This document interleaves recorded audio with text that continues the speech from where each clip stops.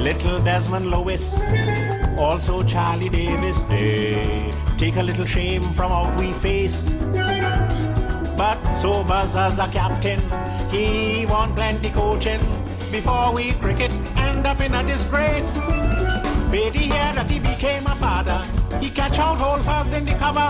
But when Sobers here, he too had a son. He made duck and went back in the pavilion. It was Gavaskar, the real master, just like a wall. We couldn't out Gavaskar at all, not at all. You know the West Indies couldn't out Gavaskar at all. You know the West Indies couldn't out Gavaskar at all. You know the West Indies couldn't out Gavaskar at all.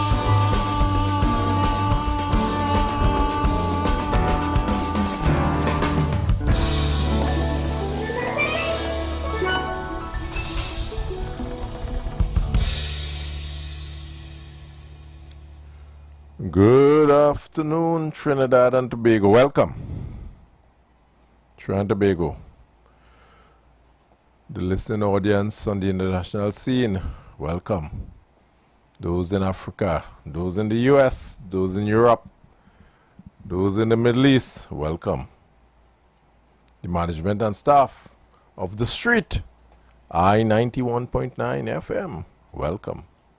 One and all, we say good afternoon to the Third Empire. I'm Selvon Mitchell.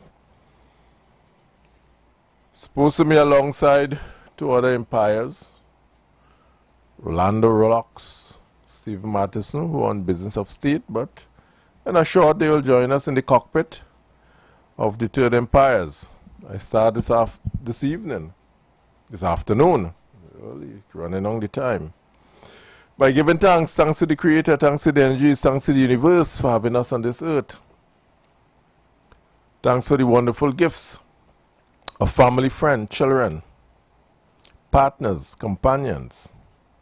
We thank God for the Creator, the universe. Thank Him for this wonderful earth in which we have the opportunity to enjoy, to smell the roses, the flora and fauna as we move about the earth, to help, to assist each other, time of difficulty, in time of sadness. This journey we have is only for a short time, but during this journey we should make the best of it. Love, care, attention, support, lifting each other up, smiles, laughter, joy, while we work and build a better day for those coming after us, most important. I say that, and we say in some institutions, so mote it be. So mote it be. Just want to start off by giving a shout out. Tex Flex. Ho ho ho! Get ready for a mid-year miracle. It's Tex Flex TT's Christmas in July sale. Forget the heat, because the deals are ice cold. We're talking about computers discounted by up to $500 all month long. Need a gaming powerhouse? Scoring a gaming laptop for $2,000. Those into gaming, $2,000 off a gaming laptop. How about a custom-built gaming desktop for just $6,500? But wait, there's more. Tablets starting at just $399. Desktop towers from only $999. Or get a complete desktop combo starting from an unbelievable price of $2,499. TextFlex TT, Tobago's #1 computer store, is bringing you all the Christmas saving right now. Find us on Wilson Road, Scarborough, next to Royal Castle, or call us at 235-4919. Say it again, 235-4919. Merry Christmas in July. Merry Christmas. Now, I like to say, I mean, I bought one of the desktop combo from TextFlex. I like to endorse it. The product, I had it for about going in 2 years now, and it performing. It really performing, ladies and gentlemen. I'm endorsing the product because I'm using it. I'm one who have purchased the desktop combo and so forth for my office, and it taking and licking and keep on ticking, man. It's there. It's performing loud and clear. I have no issue with it, no problem with it at all. This evening I give an overview of some of the discussion, the batsmen a few days ago. Today we'll put in the wicket. A nice wicket today, you know. We still have batsman Padarat in the wicket. That is Minister in the Prime Minister's office and Minister of Public Utilities. He's batting. And we'll also throw in today, coming in, padding up, looking good. We have batsman Vandana Mohit, because we have some ball is bowling at Vandana Mohit. That batsman from the Ministry of the People, Social Development and Family Service. Very important ministry, long name, so you know there's a lot of responsibility. I see batsman Padarat is doing some, under his, I think Wasa is under his ministry, Public Utilities, and some shake-up, say from 30 executive to about 15 or so executive, a complete thorough shake-up. I was looking at the list. They call it a house cleaning. All the old heads, all the old faces have been turned out, and a new group is there in the seat. So we have to start watching how that ball, the ball is already bowled at them, and that ball is called the ball of lack of water in communities. That is the name of the ball that will be bowling, and the captain of the bowling side will make sure that ball keep bowling at them. Lack of water in communities. We have to understand really and truly. We could say, well, when them was batting, we didn't get no water. Well, here we're going on. They're batting no more, you know, they're bowling now. That's why they're bowling, because they didn't give you no water. That's why they're bowling and not batting. If they'd given you water, probably they might have been still batting, right? So we can't go back, well, them used to. There's a reason why people are bowling. There's a reason why people are batting. The guys who are bowling didn't deliver as they're supposed to. They didn't put runs on the board, so they're not bowling now. That is how a cricket match is played, right? So they're bowling. So we want to hear, well, when they were. That's why you say use the word were. They're not there no more. We have batting in the wicket. We have batsman Padarat. We have on the other side, we have they calling early. Caller, welcome. Good afternoon to you, Mr. Selvon, and to your listenership. You alone there? You the only umpire reach so far? Well, I the only umpire reach so far, but the others are here in spirit. I just calling very quickly so that you can take note that most of the balls from the bowling side is wide and no ball so far. Oh, Lord. It's wide and no ball. Because that ball of persons not receiving water coming from the previous batting side could be considered a wide. Because is it that as soon as you lost power that people stop getting water? That could be considered a wide, man. Well, yeah, well, this is it. They have to pelt in some ball, and the batsman in the wicket, batsman Padarat in the wicket, he have to see, well, he start positioning himself and aligning his bat against the stump, putting his foot against the crease. Right now he's doing that, and he's made some changes, so he want to put some runs on the board. He looked like he wanted to put some runs on the board, so we had to let him position himself. I just say that he had to be careful with his batting technique, because he could still out with a wide ball being bowled to him, because they like to swing at loose balls. I like that. swinging for a wide ball and get catch out or some kind of thing. So he has to check himself. But, excellent. I looked on. Pavilion is alive, man. Pavilion is alive. I must say welcome to Umpire Matheson. He's back. Caller, welcome. Welcome. Yeah, but I want to remind you the not cast soon, eh? The who? The spinners. Cannot store. Castone. Right? Have to give you proper delivery. All right. Good. Well, good. Thanks, sir. Thanks, sir. I welcome back from state visit Umpire Matheson. I'll lend him the mic a little bit to join the conversation. Umpire Matheson, the floor is yours. So good afternoon, listeners. I'm glad to be back. I haven't been very far. I've been listening to the comments, the umpires' analysis, and what all the goings on with the batsmen. And very interesting, very interesting. And so I'm here today to add to the analyses and to also add to the decisions. So as square leg, I'll be listening on to the umpire in the wicket. Yes. It's something Umpire Matheson always tell me, while I talk government, he always say, Mitch, but the executive have a responsibility. Although we have the state agency, what is their responsibility? And I think batsman Padarat is living up to what Matheson always complain about. What is your responsibility? If an agency or an organization not performing, you as the executive he always says that. And now I see Padarat, now we say, okay, I'm responsible. Wasa not performing. What do I do?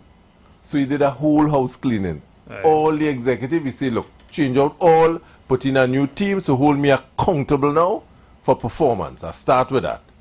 And he will give them a certain mandate, and I hope he measures them on that mandate that he gives them. Some you always talk about. Right.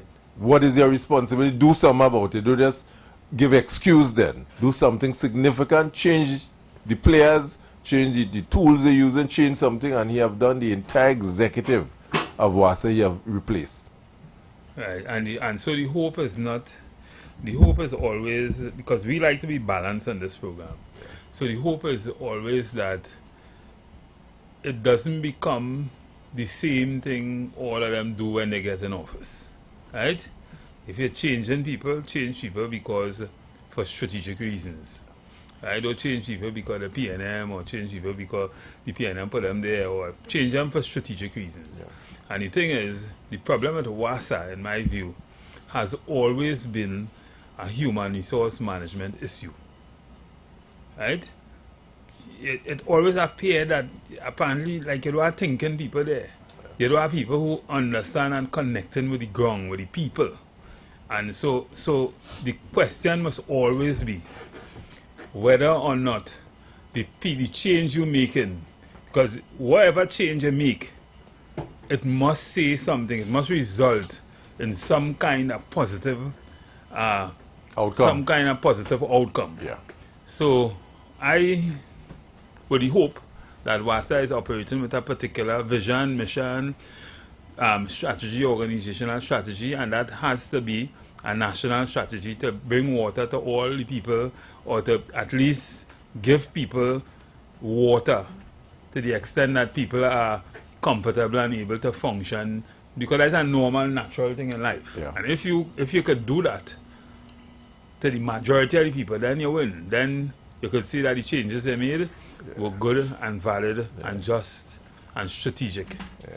And that's the way we had to go. Yeah. So you start with one thing that when I said it, I said I couldn't wait to mention it to you somewhere. You always talk about you have a responsibility as the executive to change something and stop giving excuse, really and truly. Yeah. Now, and to some extent, we have to look at outcome now, because we have, and I spoke about it yesterday when I said WASA would have a year or two ago spent about $75 million or so on a whole monitoring station and so forth for the distribution of water, to manage water distribution and so forth. But still, people have to be calling in and saying, I didn't have water for a week. And I try to figure out why people still calling in 2025, myself included, to call for a water truck to drop water. For me, really and truly, doesn't want to have system to know that in certain areas there's haven't been any flow for at least 3 weeks. The water pressure in that area is low, that the people living there have received water based on a feedback loop and some transmitters, and so telling you something. By now, 2025, we have systems like that. What it is we spend all this money on if still people have to be calling and complaining about no water?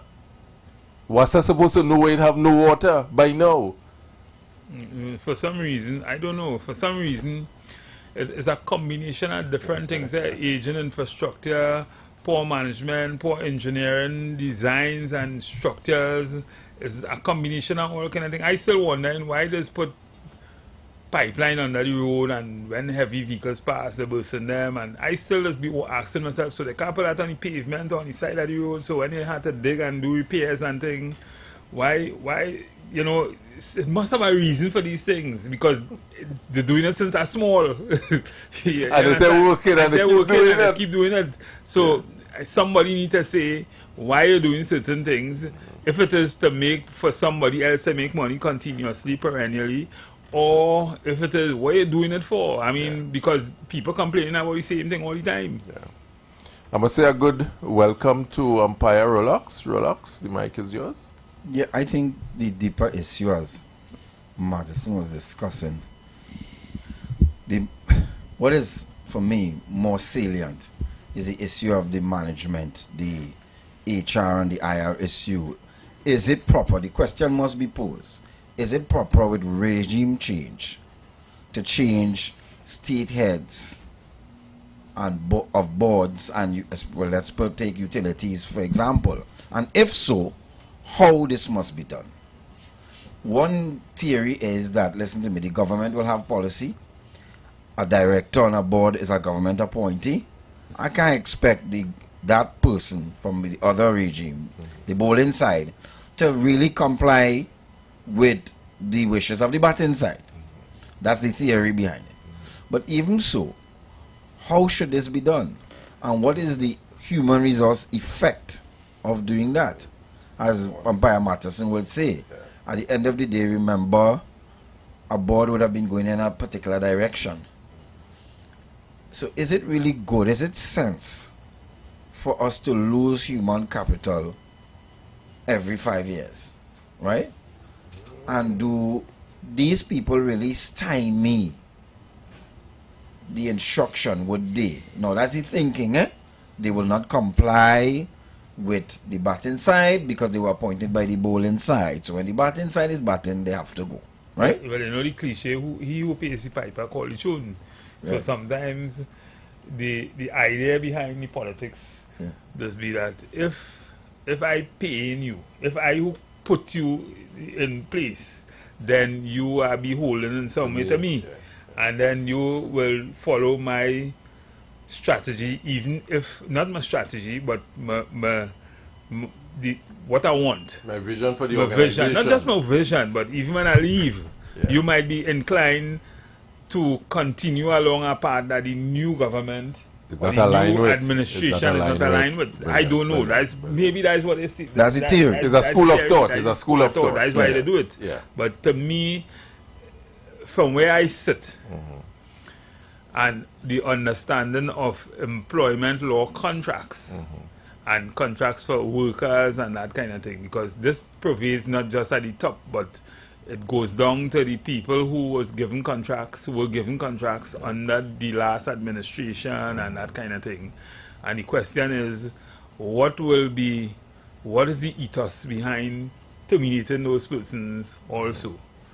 And then it fades out into a wider spectrum of issues which relates to, which is falls in our domain, right? When people are terminated after having continuous contracts and that kind of thing. And then that's a different kind of issue. There's a next kind of course that would be applied to government administration. So all those things are things that for some reason we have to look at, and we have to try to see how best we could work with. I think here the challenge executive have from time to time that put them in a precarious position, and we ought to be real with it. They know full well there's a cost to bell the cat.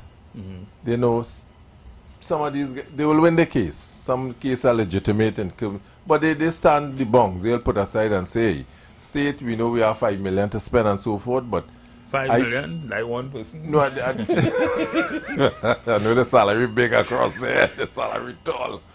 But you picture this, we have to be practical now. You going up, right?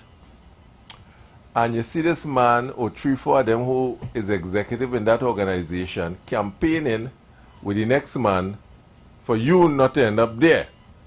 You understand how the thing play? You was a campaign manager with the man there, you know. The next side against me. You was the chairman of the party group. You was a this. Now when I come in now and I win now, I see you there. You believe I would feel that you will be working in my best interest when in the first instance you demonstrated you didn't want me here? So there is a reality that is played out also, because you know some of them who were in those positions. Well, then design your contracts. Right. To say that. Good. You design your contracts to speak about those kind of issues. So give us some kind of fixed term contract with some kind of what we call in employment law some kind of things in it that says if this happens or when this happens, this is what will happen. Expect that you all expand on that as expert in this field to the pavilion. What you mean there? Because we in a recurrent decimal of election and government changing. We want to fix things, or we want to recommend to the pavilion. Expand on that a little bit for the pavilion. Well, when you write a contract, right? And this is one of the things that people who are not versed in employment law would have a problem with. So some normal attorneys will say, well, they apply common law into saying that if I have X, Y, or Z in my contract, then it means that notwithstanding all the other conditions that may arise over the period in employment, that I cannot do X, Y, Z. Maybe you'd want to explain that further. For the pavilion, But the thing is, it is written different, so that the parties will have a proper understanding of what they're getting into, or what this is for a fixed term, for a period, or for a particular state of affairs, or a particular project, or a particular item, and therefore at the performance of that, this ends. Because this is a recurrent decimal. Every election this happens, yes?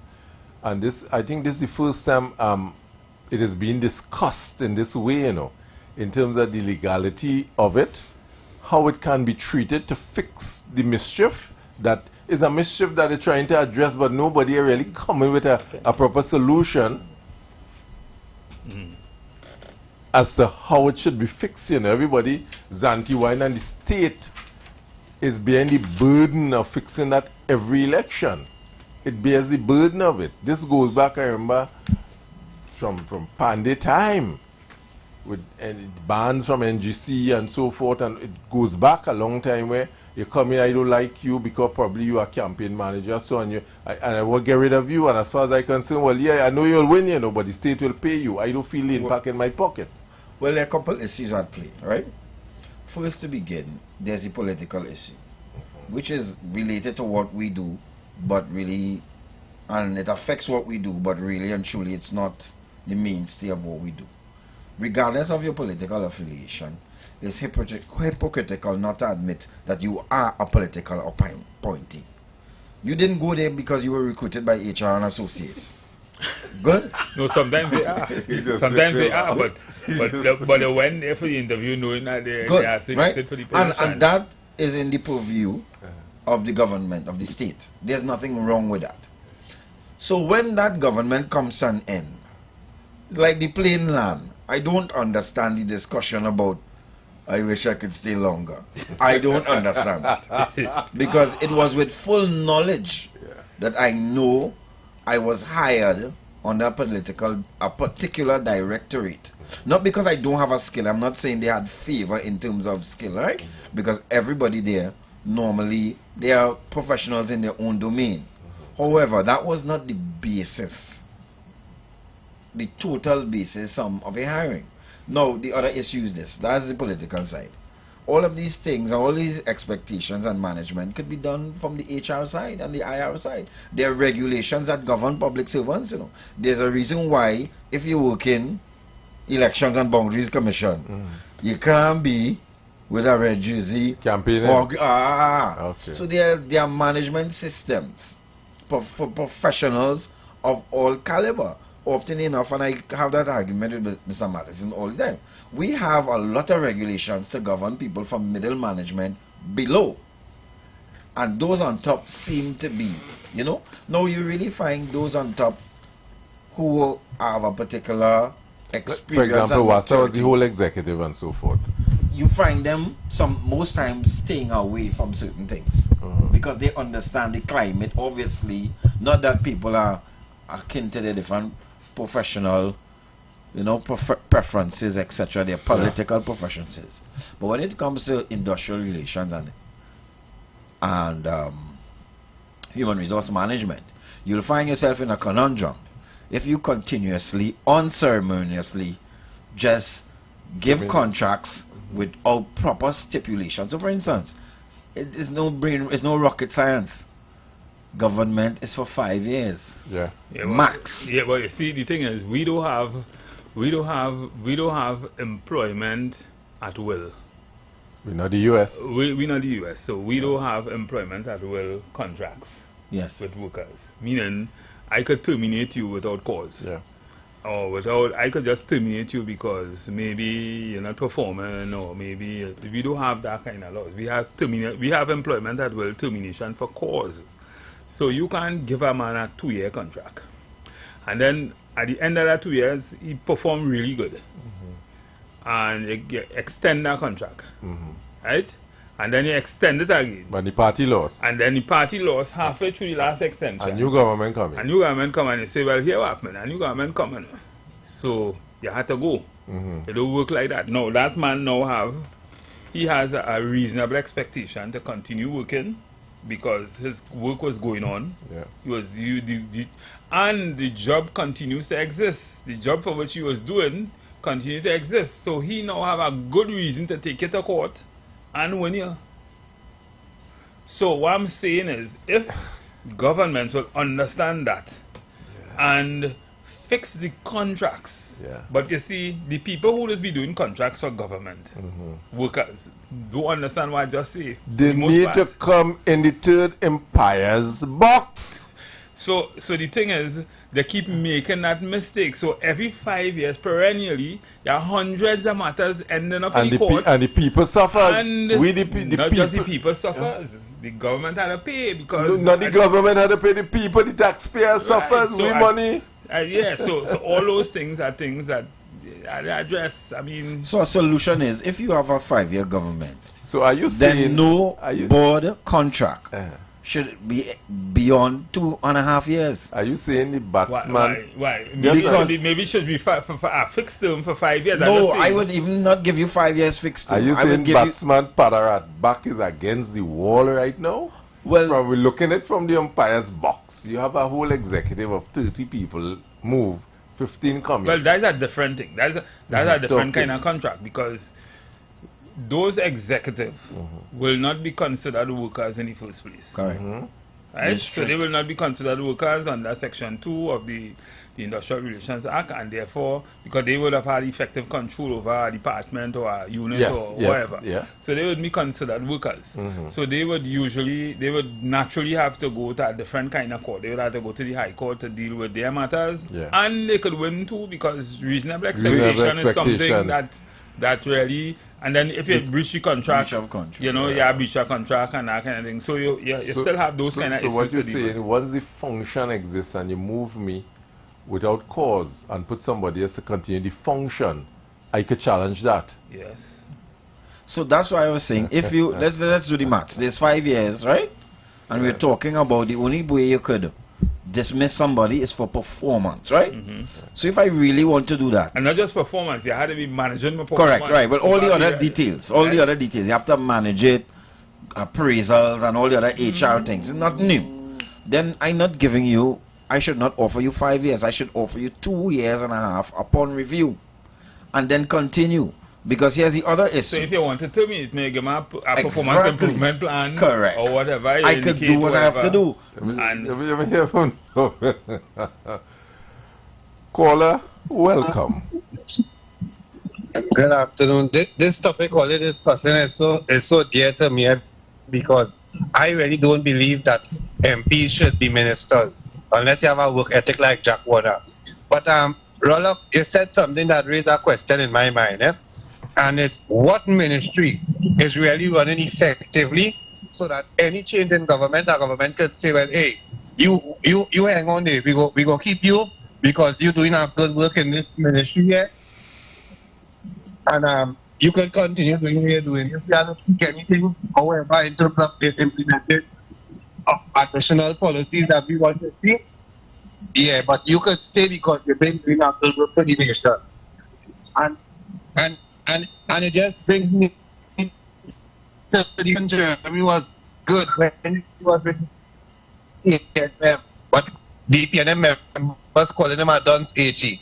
I don't know when these politicians will really give us the respect that we deserve.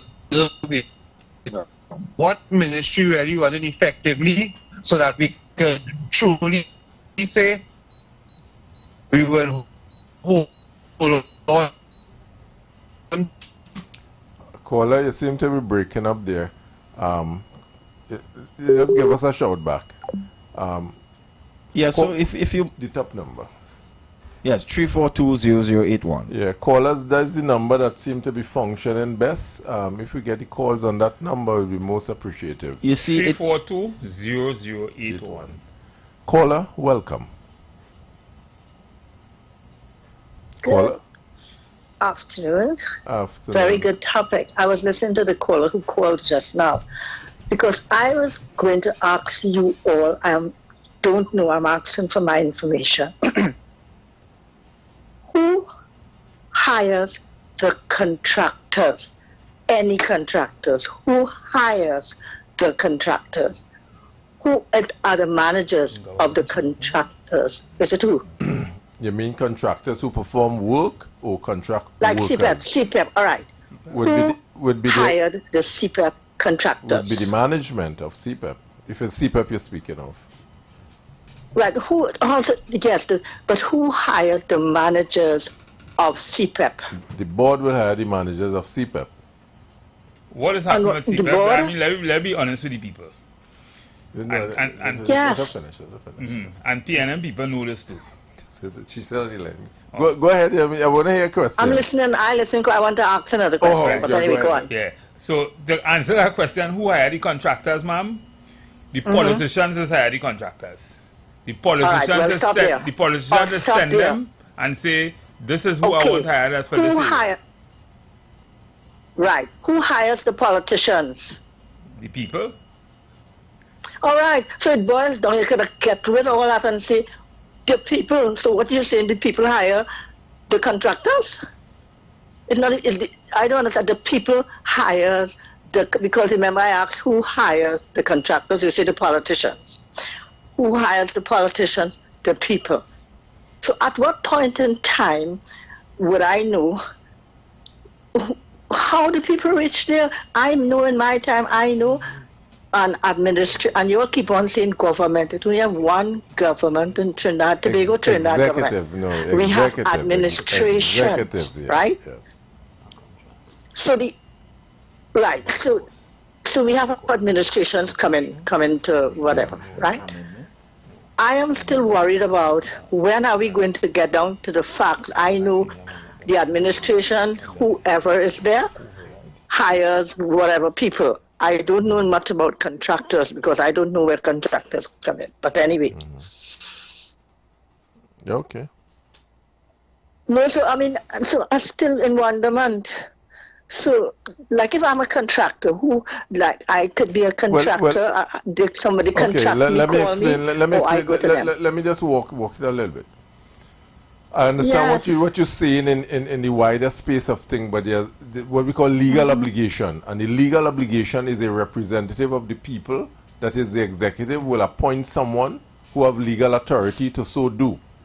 So what will stand up in court is who have legal authority to sign a contract and award a contract. Although either the CPO or the management, if it's by act of parliament, the management, somebody the CEO, individual would have legal obligation. Yes, but why are you all floundering? Listen to me.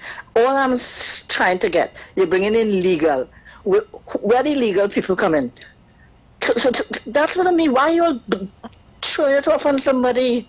But somebody signed the contract. Not all of us sign the contract. One person pen will be. I want to know who. The CEO of the institution will sign the contract.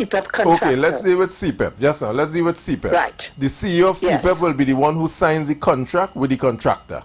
I'm not talking about who signed, that is when they get the contract. I'm saying how we get to know that man, that contractor, where he come from before he reach legal. Well, he fill out a form. There's an application form to apply for a CPEP contract. He fill out an application form, and there's the process that starts from there. Well, I get a recommendation from a politician. Okay, so I want to apply. I am applying for a CPEP contract. Who am I applying to? You fill out the form and you drop it in the CPEP office, and then they will have a CPEP? The CPEP office, you have a CPEP contract, you'll drop the form in the office, and it starts from there. And what do you do with my form? I don't work CPEP, I don't know what to do with your form. So is this not knowing, the whole thing is just to me like a ball game. Okay, ma'am. I'll try to follow on. Let me explain. As you all go. Listen on. Let me explain what has happened. This is the reality of the situation. Now, they ask who hires the CPEP contractor. Who hires the CPEP contractor is the person with the legal obligation in CPEP to do so. Right? Either the CEO or whoever. But in reality, you ask how do they know that person to hire them? What happens when government change, or what has been happening under the PNM also? I know that for a fact. Your MP or somebody in the politics in the party will either know you from the community, you're assisted with the party over time, and they will recommend you. They will send you a recommendation letter to that person who have that legal obligation to hire. They will send you to that person, and that person will say, yes, okay, I will hire you. And that is how it is happening in reality. So we reached government. So at some point in time, the government, you just said the administration comes in, and that's where I hear. I don't know where the administration comes in. You say when somebody government change, what that has to do, because you only reach with the CPEP contractor, you have to, I didn't hear government. No. I didn't hear administration. Well, I didn't hear executive until you just said.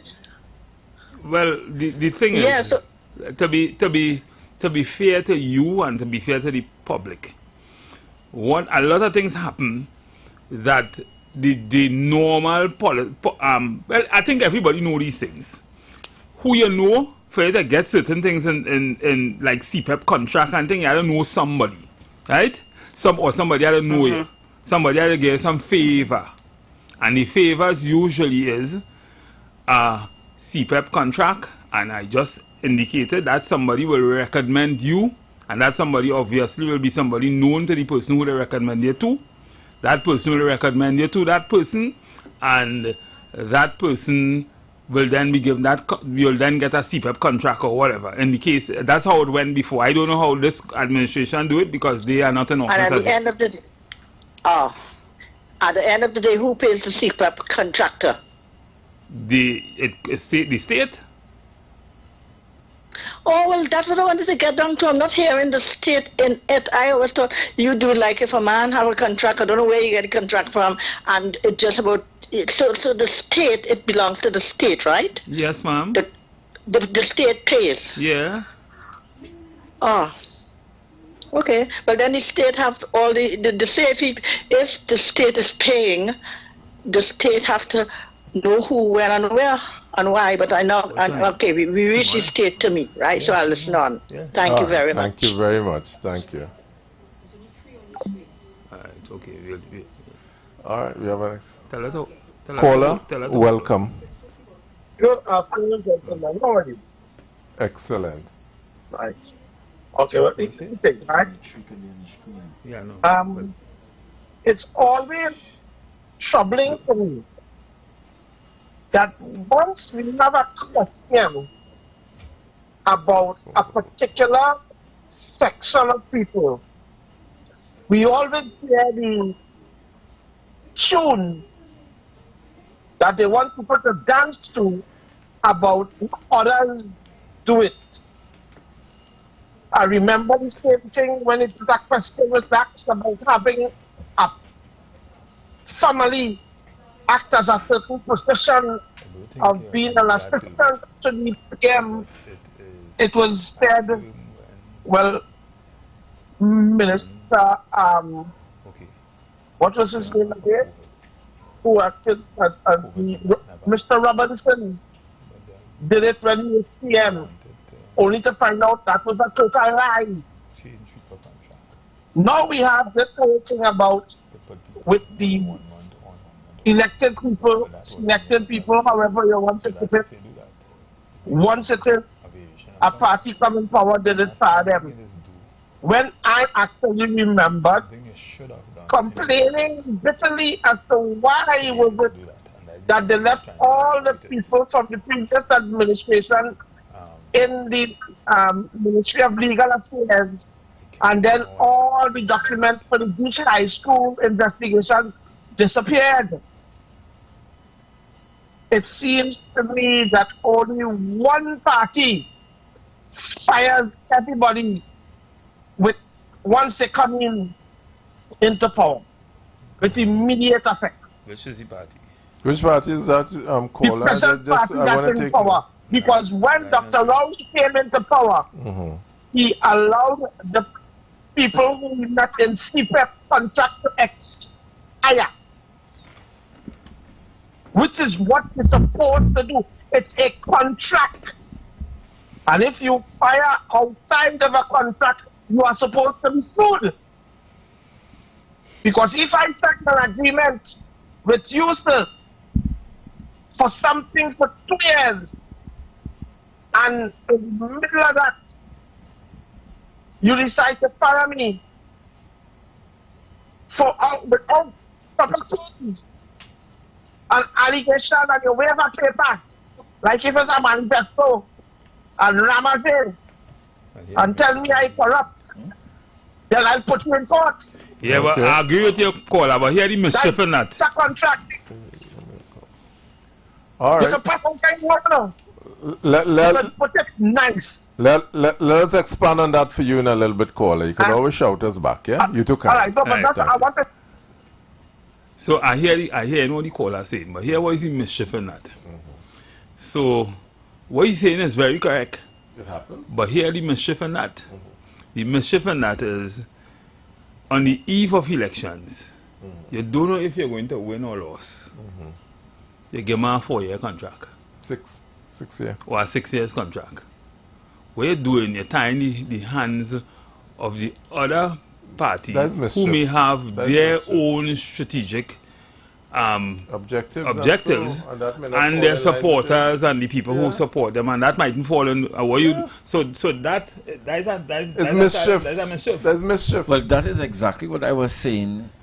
Holy cause, right? Holy cause, because we want the callers not to carry us off topic. We're not talking about CPEP per se today. We're actually talking about public utilities. But we're looking at public utilities, and those are different type of contracts. You know, CPEP is not on the same level, right?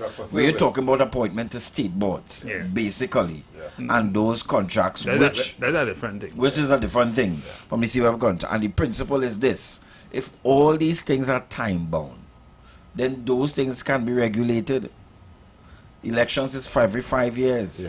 You should not be able to give a contract beyond 5 years. So period. Alright, should we, because use the word legislature. And you shouldn't be able to give a contract outside a period too. So if the person contract ends at, I just say, if the person contract ends at 4 years into a term, that person should only be able to get till the end of your term. A 1 year contract. Till the end of your term. I just and that, and we can write that. I like where we go in. So now we're actually saying once it's a political appointee. So, if you're hiring me for a job. So then we have to start looking at legislating certain contractual arrangements in the government service that govern the application of the legislation. And the because contract. if you know that you cannot renew a contract 1 month prior to, or at least, or beyond the period of somebody's term in office, then you need to write so. What you see is advantageous for neither of them to write it. But we have come to a junction where innocent people get hurt. Correct. But you say that, all I could say to what you all said so far, dip it, dunk it, and win it this Saturday 12th July at KFC South Park. Come sample the new KFC tenders and step into the Java experience from 3 p.m. to 6 p.m. Unlock the giveaways, augmented reality games, exclusive merch, and free KFC. Hosted by Junior Lee Chinese with live DJ vibes in full effect. Chase the crunch and unlock the Java with KFC. Yes? Yes. So I think that we'll be having that in the back. Go ahead. we're going to a drinks break soon, right?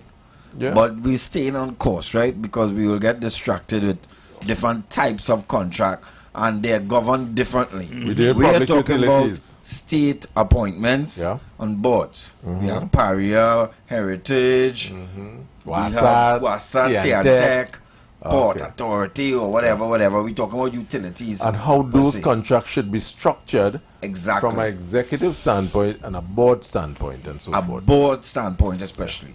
Because there are other managerial executives and administrative personnel who live beyond the political. Those are not the people we're talking about. Those are people within the structure of the organization. We refer to people who are board appointed. And boards come and boards go. Good? And that's one contract basically. So every person who wants contract, the contract should be so designed, taking into consideration the political antecedents that have them there. Because that is the creation. That's how you were there. You didn't go to service commission. Right. So if you're hired as a public servant, or that's a different thing. That's a different thing. We're going for drinks. Well, we're going for drinks. The cooler is out. You've got bills to pay. And so do we. Let's go pay some bills on the street 919 FM.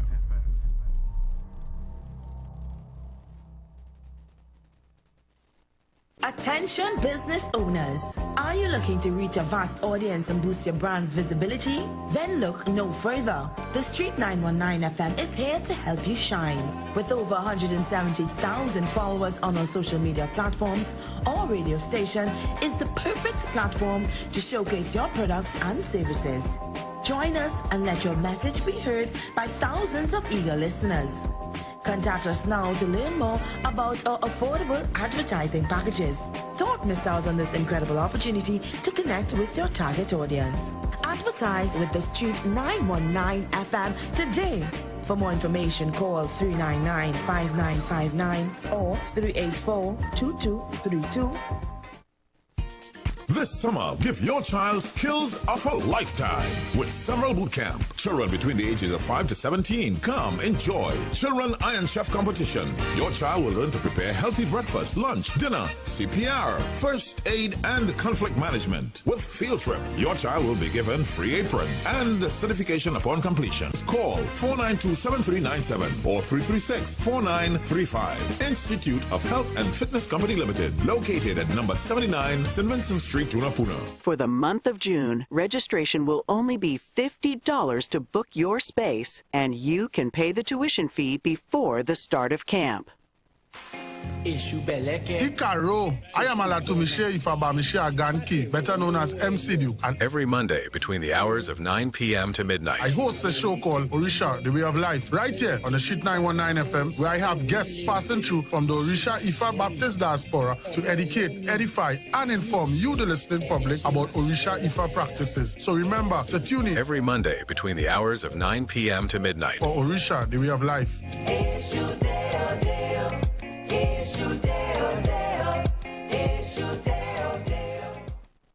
We rollin' big when the jackpot hit. We rollin' big when the jackpot hit. We rollin' big when the jackpot hit. Play way fast cash, that is the fit. We rollin' big. Fast cash and play way take win. No extra spend, just vibes and luck. Play way and fast cash turn up. We rollin', yes we rollin' big. Fast cash and play way take win. Mega mix or monster pick. Jackpot from 10,000 quick. Jackpot starting at $10,000 have now been added to NLCB's Playway and Fast Cash games. Wager on Playway Mega Mix or Fast Cash Monster Draw for a chance to win the jackpot after every draw. Don't miss out. Visit NLCBgames.com for details. Players must be 18 or older. Please play responsibly. Get hot this summer. Oh no, we mean H-U-T, as in hot days mean hot deals with Pizza Hut. Get one large pizza plus single breadsticks for only $135, or go bigger with two large pizzas, family breadsticks, and cinnamon rolls for just $290. All your favorite pizzas with all the toppings you love all summer long. So head to the Hut and get your hot deals while this offer is super hot. Pizza Hut, now that's delivering. Come shop at the biggest African market in the Caribbean with its African-inspired art, craft, jewelry, clothing, books, delicious food. We're at the Queen's Park Savannah, transformed into the Lijiasu Omuale Emancipation Village for the 2025 Pan-African Festival TT, commemorating emancipation, July 25th to August 1st. Also, enjoy jazz, pan, calypso, reggae, dance, drumming, bois, art exhibits, and for the children, the African Heritage Camp and workshops. The village opens 10:30 a.m. to 10 p.m. Free admission before 3 p.m. Just $40 after. Kids under 12, free all day. Bring your family, your friends, your vibes, and let's celebrate the 187th anniversary of emancipation, our heritage and future together. The Emancipation Support Committee, shaping sustainable futures through reparatory justice.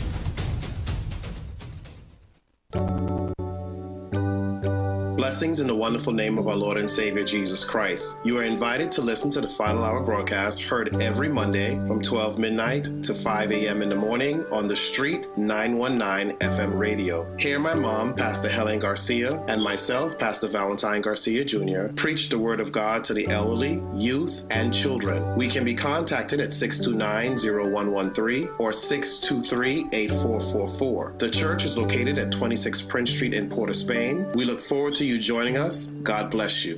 As my life I lay it on the altar, as my life. When your corporate event needs more than just food, it needs an experience, a Michelin experience. From mouth-watering buffet spreads to beautiful packed takeaway boxes, the Michelin Experience Limited delivers more than just wheels. We deliver flavor.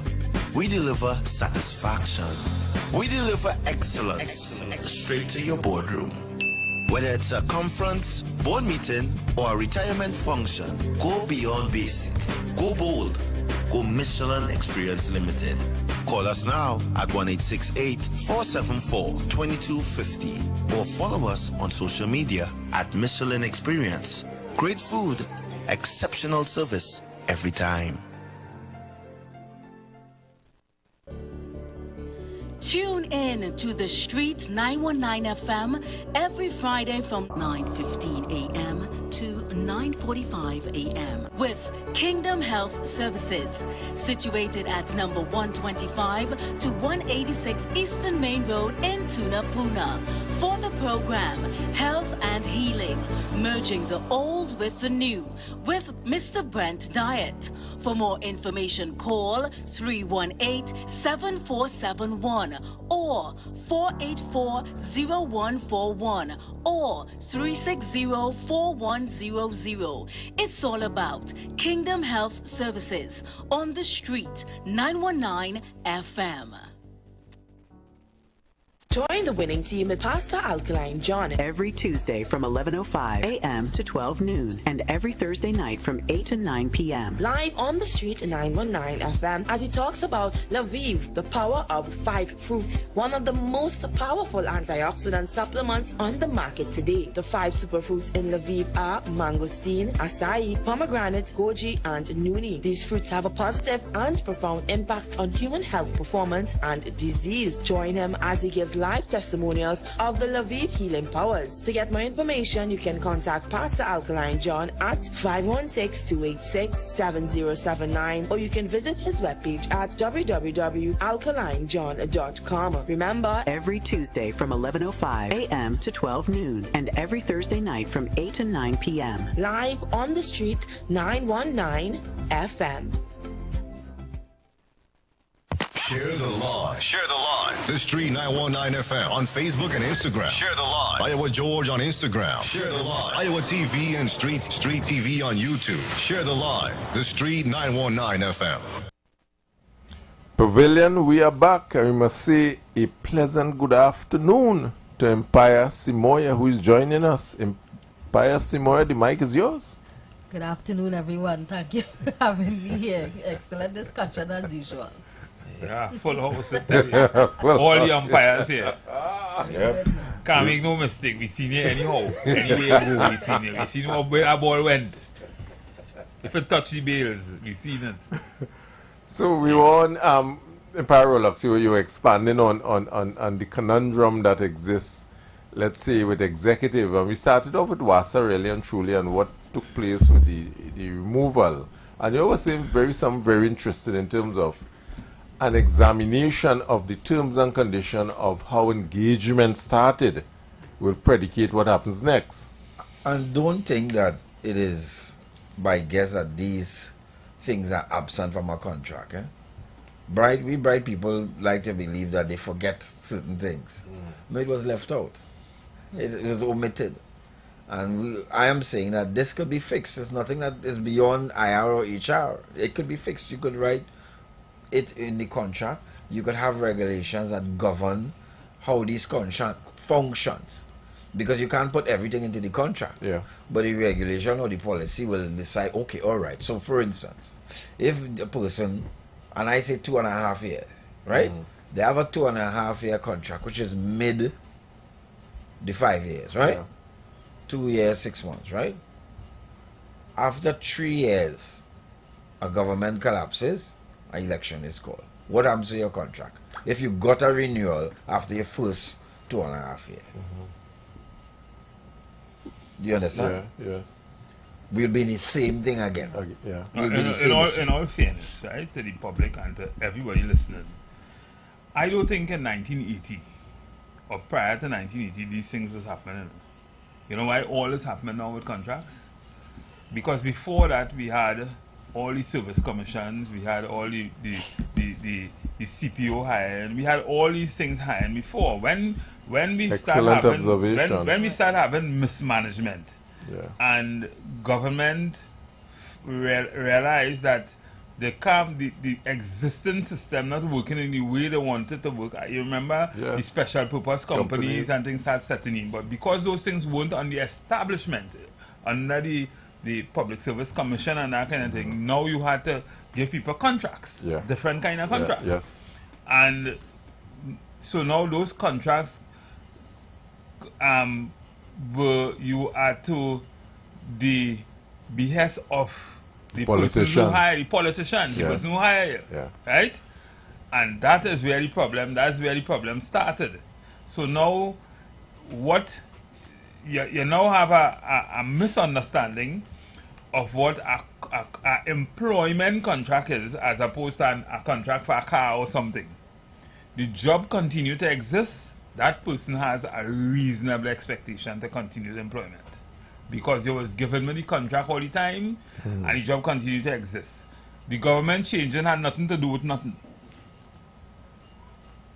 Unless, of course, you had in your contract something that spoke of that, to be able to end it when the government changed. I don't, the amount of cases that went to court and the state there's a plethora end up paying a bill and paying a bill at the end of the day, really and truly tells me the crafters of this document are wanting to some extent. No, they're not wanted, so it's deliberate. It's politics. It's politics. That's the political part of it. That's the reality. But the pavilion had to pay the bill all the time. All right. Well, then, therefore, we need to see it in a professional light. But unfortunately, that's not the lens through which things are examined at all. And you could see that from the contract. You could see that from when you watch a contract and you see how much things not in the contract. Yeah. You know it's mischief. You know that because it's a hole in the fence. Yeah. That's hole in the fence. That's so you could pass through. So at the end of the day, we are the umpires. We just looking at, we just telling you whether the man out or he in get out. And we giving you a little analysis, right? We are professional people. Ronaldo, myself, Seymour is a professional HR person, practitioner. Yes. I myself and Ronaldo. So we understand this thing. I mean, we see it every day. Yeah. And it is bad because it from an HR point of view, it could be very destructive. Suppose you really lose somebody who's very good. That's correct. The assumption is that they can't work. So the assumption is because you were hired by the bowler, you will not work with the batsman. Right? Is that really true? We have somebody on the batting side who has worked cross government. Right? They works. Do you understand? Yeah. That she has been able to professionally survive. Yeah. Her record will tell you is that colors didn't matter. Yeah. Good. But we have the assumption that, that will not be as easily executed. But what about the person who is a professional? I'm just a professional. You hired me. It's true you hired me, but I am a professional and I take instructions. But shouldn't the person who is being employed under those circumstances understand the risks they're in? That's what I'm saying.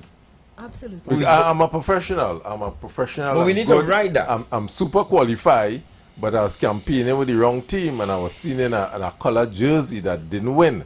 But I'm a professional. I could do the job real good, I was performing A-class, good delivery. And you have a right to so do. But you don't understand realities. But even in addition to that, when that whole contract employment engagement was created, it wasn't really created for that purpose in the first place. There are some people that would argue and say the intent is to improve efficiency, productivity. Yes, so you work for your 3 years and you get an opportunity and that's it. Yeah. But then when we start to renew these contracts, it creates what Stephen described earlier, that reasonable expectation. That's why at the end of every contract year, you have your performance appraisals conducted. It's supposed to be. Yeah. Yes. Right? You see that what Simon say? Yeah. That is the kryptonite. Or that I don't want to say that it's kryptonite, but that's the glue. That will solve the problem. Performance management. So that brings justification for terminating. That will bring the justification. But it that is the it can't bring the If justification. you didn't perform, we have enough reason to say we will end your contract. Right. But even further to that, the payment of gratuities is supposed to be on the basis of good performance. But there are people who straddle along and they still get their gratuities. So across the board there, we still have some challenges where we operate kind of in silos. There are guidelines. There's guidelines for contract employment. If someone is not performing, how are they still entitled to get their gratuity? That's what the guidelines saying. So on one hand, we want to uphold part of the contract, and on the next hand, not necessarily. Let's take a Pavilion. You lose him there. Yes, sir. Pavilion, welcome. Yeah. Pavilion, welcome. Good afternoon. First time caller. Welcome. Well, today I set out my daughter with my grandson to play cricket, to register to play cricket, to register my grandson to play cricket, and had to pay over $3,000 for some frivolous thing in a higher grade academy. And I sit down and I say, this is what free education is all about. $3,000 just to register. I want to get all your thoughts on that. All right, definitely that will be forthcoming. We talk a lot about that. I think of last week. We get on that. Pavilion, welcome. Yes, sir. Well, let me bowl a little here. Unfortunately, extracurricular activities is not considered part of education. Okay, that's one. Secondly, I hear you talk on that about to check on the performance and all these sort of things. Yeah. But then, who does that for the government? And we know how many times we have many ministers on both sides of the divide that did not perform a doggone thing. And they still get a gratuity and a pension. Not so? So then at the end of the day, what are we really talking about? Because it's a disgusting piece of thing that takes place in this country. And it's sickening for what passes governments in this country. We had an administration that left us with 3 days money. 3 days. And the thing is, it's not the incoming government that said that, but their person in the central bank that said it. And for him, silence for all the mismanagement that was going on, he get a senator position. And that's why he get any pension. So what are we really doing? I want someone to ask me, what we really doing? When will the people have the ability to judge the performance of the people they put in power? When will we have that ability and say, listen, the way you perform, you don't deserve no pension. Because you leave that country bankrupt, you don't deserve a pension. When we will have that ability, until we don't have that, we just out in candles in the wind, boy. Thank because you, we are caller. doing nothing, the wind out in it for me. Thank Well, you. if we were to go by that callers, if we were to go by that callers and analysis or assertion, then the party that was in office for about 79% of the life of our independence will supposed to be non-existent. Supposed to be non-existent. They should be vanquished. Yeah. Just So say, no say. fact. If you were looking at performance. But the issue the caller raised, I've raised it many times, and we talk about it all the time. There seems to be the notion or the practice of a bias when it comes to performance management in companies. Correct. It really most times applies to lower level workers. That's right. You hardly ever hear about a manager. Now the company ain't making no money, right? The workers can get increase. Management get a bonus. And when you try structural adjustment, you return some workers. Yeah, and everybody get an A. Everybody get an A for performance. So we see. Let me just deal with that because in my area. Right? So the thing is, I wouldn't want to be beat up. I wouldn't want to beat up on performance management and performance appraisals and that kind of thing. If you get somebody, or say a consultant like myself or somebody good to structure a performance management system, that's what you're talking about, Ronaldo, wouldn't exist, right? Okay. You have what is called subjective and objective criteria, right? And those criterias, the criterias we would want to put in a performance management, our performance appraisal will be objective criterias. Criterias for which could be measurable criteria, right? Not my attitude, and that's something else, right? That's something else could be judged somewhere else. Measurable criterias, data-driven criterias, those are the things that you have to measure by, right? Productivity. Caller, welcome. Let me say good afternoon to you, gentlemen. Pleasant good afternoon to you, my friend. There. And I want to say, I do not know the next caller name, but who is feeling on the slip? Matterson. Marcusson, I want to say he catch a nice slip catch there. The boy was just going away from you. I just one hand and they catch it. Because as I tell the caller, the last part you run for all these years shouldn't be. So you're the ball. We are umpires. We here to watch it I put you on the field. I put you on the field.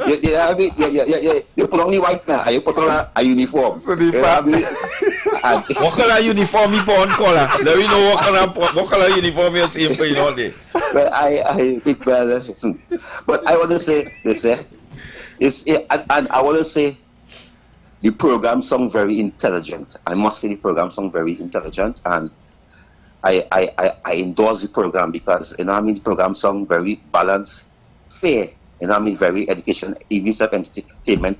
Sometimes we go play a test match, it will be slow, and then we go play at T20, and it'll keep on going and going and going. But the program is very interesting, and I feel I will be playing out of it mostly because I give myself a rest, but I got to come back on the field because this is the kind of program we need to have. Just stay neutral, just stay, no party card, and let's be fair and give everybody a chance to bowl and to bat.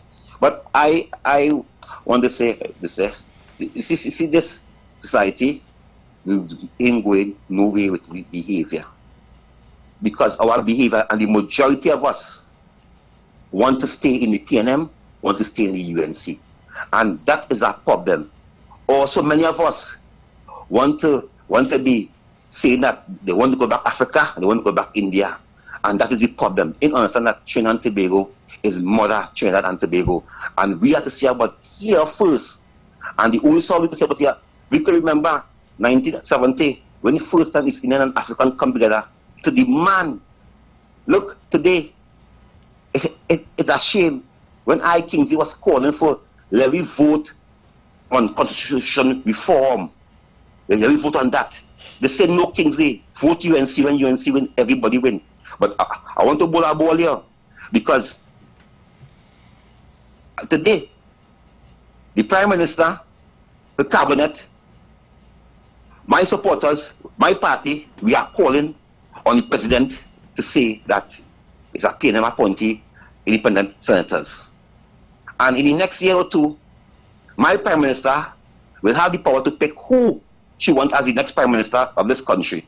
And then now the opposition, PNM, will say UNC President, UNC independent senators. So we ain't going no way. We ain't going no way. We just spinning right there, because we talk about Dr. Rowdy had the power to pick a commissioner.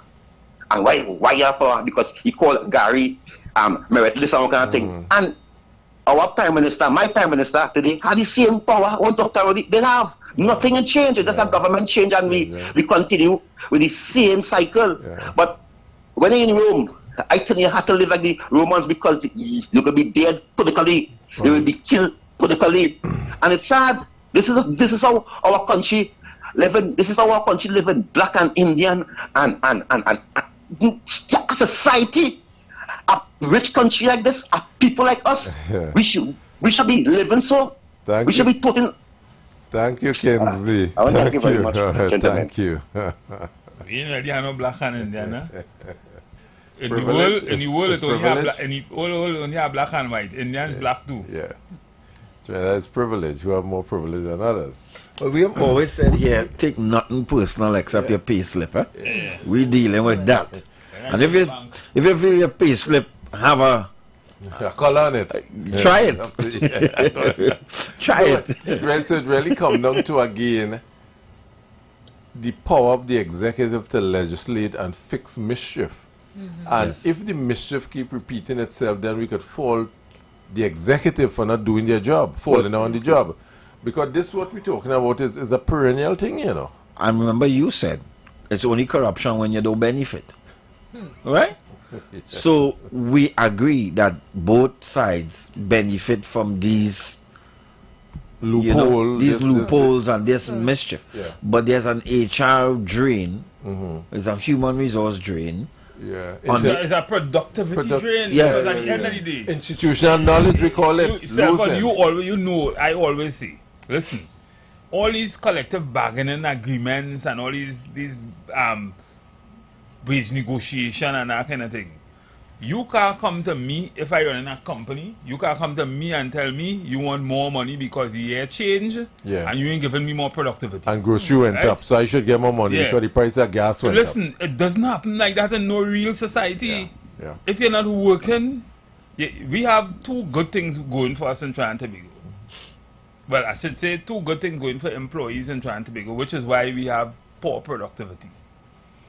Employment at employee at will, termination for cause, right? And collective agreements where people get more money every year for without having to put increase productivity. Increase productivity, right? Those things don't happen in other places. If you're not giving me more productivity, I can't get more money because the money just comes from the productivity. Yeah. Let's look at WASA. We started the conversation on WASA and we talked performance earlier. And we asked ourselves, the institution WASA, are we satisfied with the performance of that institution called WASA? And WASA is managed by a team of people. It looked like about 30 executives and so forth. Are we satisfied for the last 5 years? Let's go 5 years because you guys are young. Are you satisfied with the performance of WASA in terms of the resources that are available to you, the money, the budget, and what? Are you satisfied with the performance of WASA? You see, to answer that, right?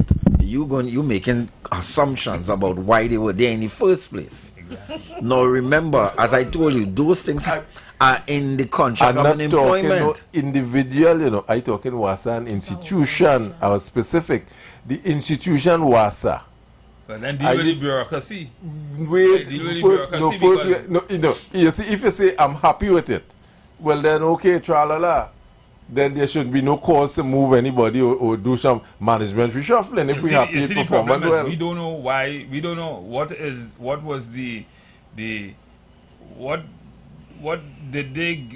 the performance schedule was supposed to be. What the contract said they were supposed to do. That they didn't do. That's how we have to judge them. If that's the only way we can judge it may not be water for all as part of your contract to ensure that you read any papers. No, you read any papers. Yeah, what? Write me that, right? We want this. You had to think here. Employment contract. You had to think about the overall. I always say the overall strategy. Right? What does the overall strategy say? Sorry. Yeah. What does the overall strategy say? Yeah. If the overall strategy is such that water for all, then everything's supposed to cascade down to that. All management personnel, the vision and everything, cascade down to water for all. Yeah. You had to make sure all the people in North are water. Align with that. Water line, wherever. All you had to do all of that to ensure that everybody had water. So if that wasn't the ethos of your whole planning to measure me against, right? Then If you had no, what is he saying about no measurement, no data and things? Yeah, no data. And the HR professionals will tell you that the metrics you set, the indices you set, have to be realistic. Yeah. So water for all in 5 years, really? In 5 years? All right. I miss him there. What did my contract of employment say? What did I have to do we go, in 5 years? I like how we laying a foundation, or because we zeroing on WASA, and here what we saying. Well, we're using WASA as an example. Remember you said public utilities. So. Public utilities. Yeah. He's in wicked. Yeah, he's in wicked. That's what you said. Right. So right now he put on a pad, right? And I see the pad mark WASA on it. All right. So I can only deal with what pad he have on. Right now, the people, in my opinion, who should be getting the most money in this country is Scientech workers. Because we have no problem with electricity. You would say. You would say some that. people have challenges and losing their appliances every year. Well, them thing is small thing. The commission might be able to pay for that. I think I'm talking about all things being equal, is the most efficient state enterprise that operated and so once forth. they get electricity, well, did they not get a rate increase or ask for that? You go in big countries and things. It's not as efficient as Scientech here. You know, I have been to some African countries and so forth. Almost every building have a generator, you know. Yeah. Because every 2 hours current going, you know. Yeah, that's some countries. Amazing. Yeah. How in the US, that's happening in the US and all. Wow. We have it real nice here. But in terms of electricity, and everybody saying if you were to measure productivity, I think they are the most efficient. So what I think the batsman had to do really and truly in pinching out from this conversation is that something the planning minister did, and we spoke about it this week here, where in terms of restructuring BIR, he's already started with a vision and a mission. So everybody cascades down from that. Everybody know the purpose and intent. Down to the cleaner. Down to the cleaner. Why they here? Yeah. Now, you heard what the batting captain said in effect match about the vacancies in BIR? 100 and something, or 1,000 and something, some ridiculous figure. And then we say it's inefficient, but it only ever have the staff. That is a serious. You can't measure me. That's a serious problem. How long that start? The batting captain said that? Yeah. The batting captain said that. So the batting captain didn't know that he was batting with all pads before? Not the bowling captain. He was bowling to people with all pads. Well, the last 10 years it was so. Me and it was so 15 years when the batting captain was bowling. What I'm saying, no. And them, I have a serious problem with them because when I say a serious problem, hypothetically. No, not hypothetically. No, I have a serious problem with what I'm hearing from them because they were in office for 10 years. No, you're dealing with the bowlers. We're talking about the batting. Batting. Oh, sorry. That's why I was asking. Batting. Sorry. Yeah. So the batsmen go on here and say, why you want to have a revenue authority and say inland revenue is inefficient when don't you have this stuff? So she made the comment in reference to productivity. Yeah. In that sometimes, and maybe it pointed in one direction, but everybody might be guilty of it, each side. You starve a government agency of resources, therefore the arrow goes, they become unproductive, and the arrow goes further, we have to close it down. And this is why I'm glad, you see, and this is why I like people study Six Sigma. You have to look at all the variables, you know. They're not productive. Why? Let me look at the variables. Are they trained? Are they staffed? Do they have the tools and equipment? And when we go through that whole listing, because you know why they get about that? Because the people like Jambalasi, and we are right yet.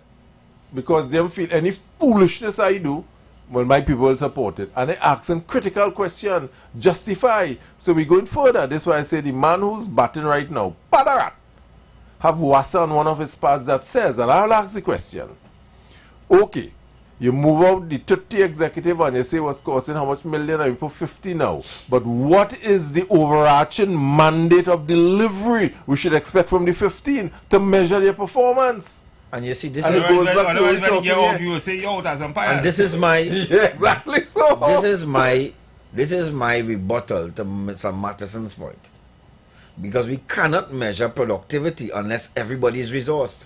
You can't tell me I don't deserve an increase unless the company productive and you don't buy the tools. You don't provide the tools, which is not an employee concern. Remember, I working for you. But we don't have this, we don't have that. You ask me to bring extension cord. You ask me to do it. And then you tell me. That's how I teach us. That's how I teach. That's how the Minister of Education. I'm batsman. We wasn't even yet.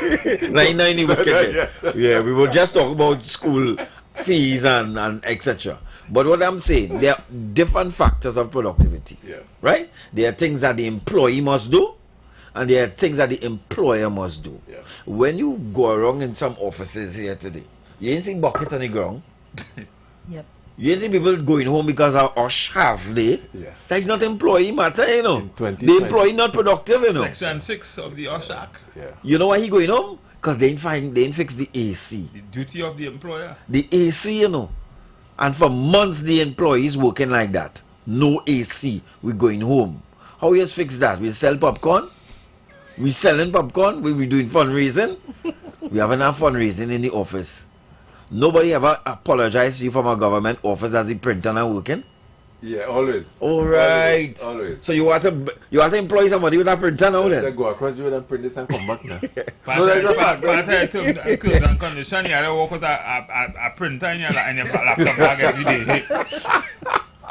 So when people talk about productivity and the government service and the public service, if you see some of the conditions, remember it's terms and conditions, under which some employees work, you wonder how they're doing what they do. Check the broom they're using. Requisition income yet. Well. Go ahead. We're talking a lot about the technical here, in my view.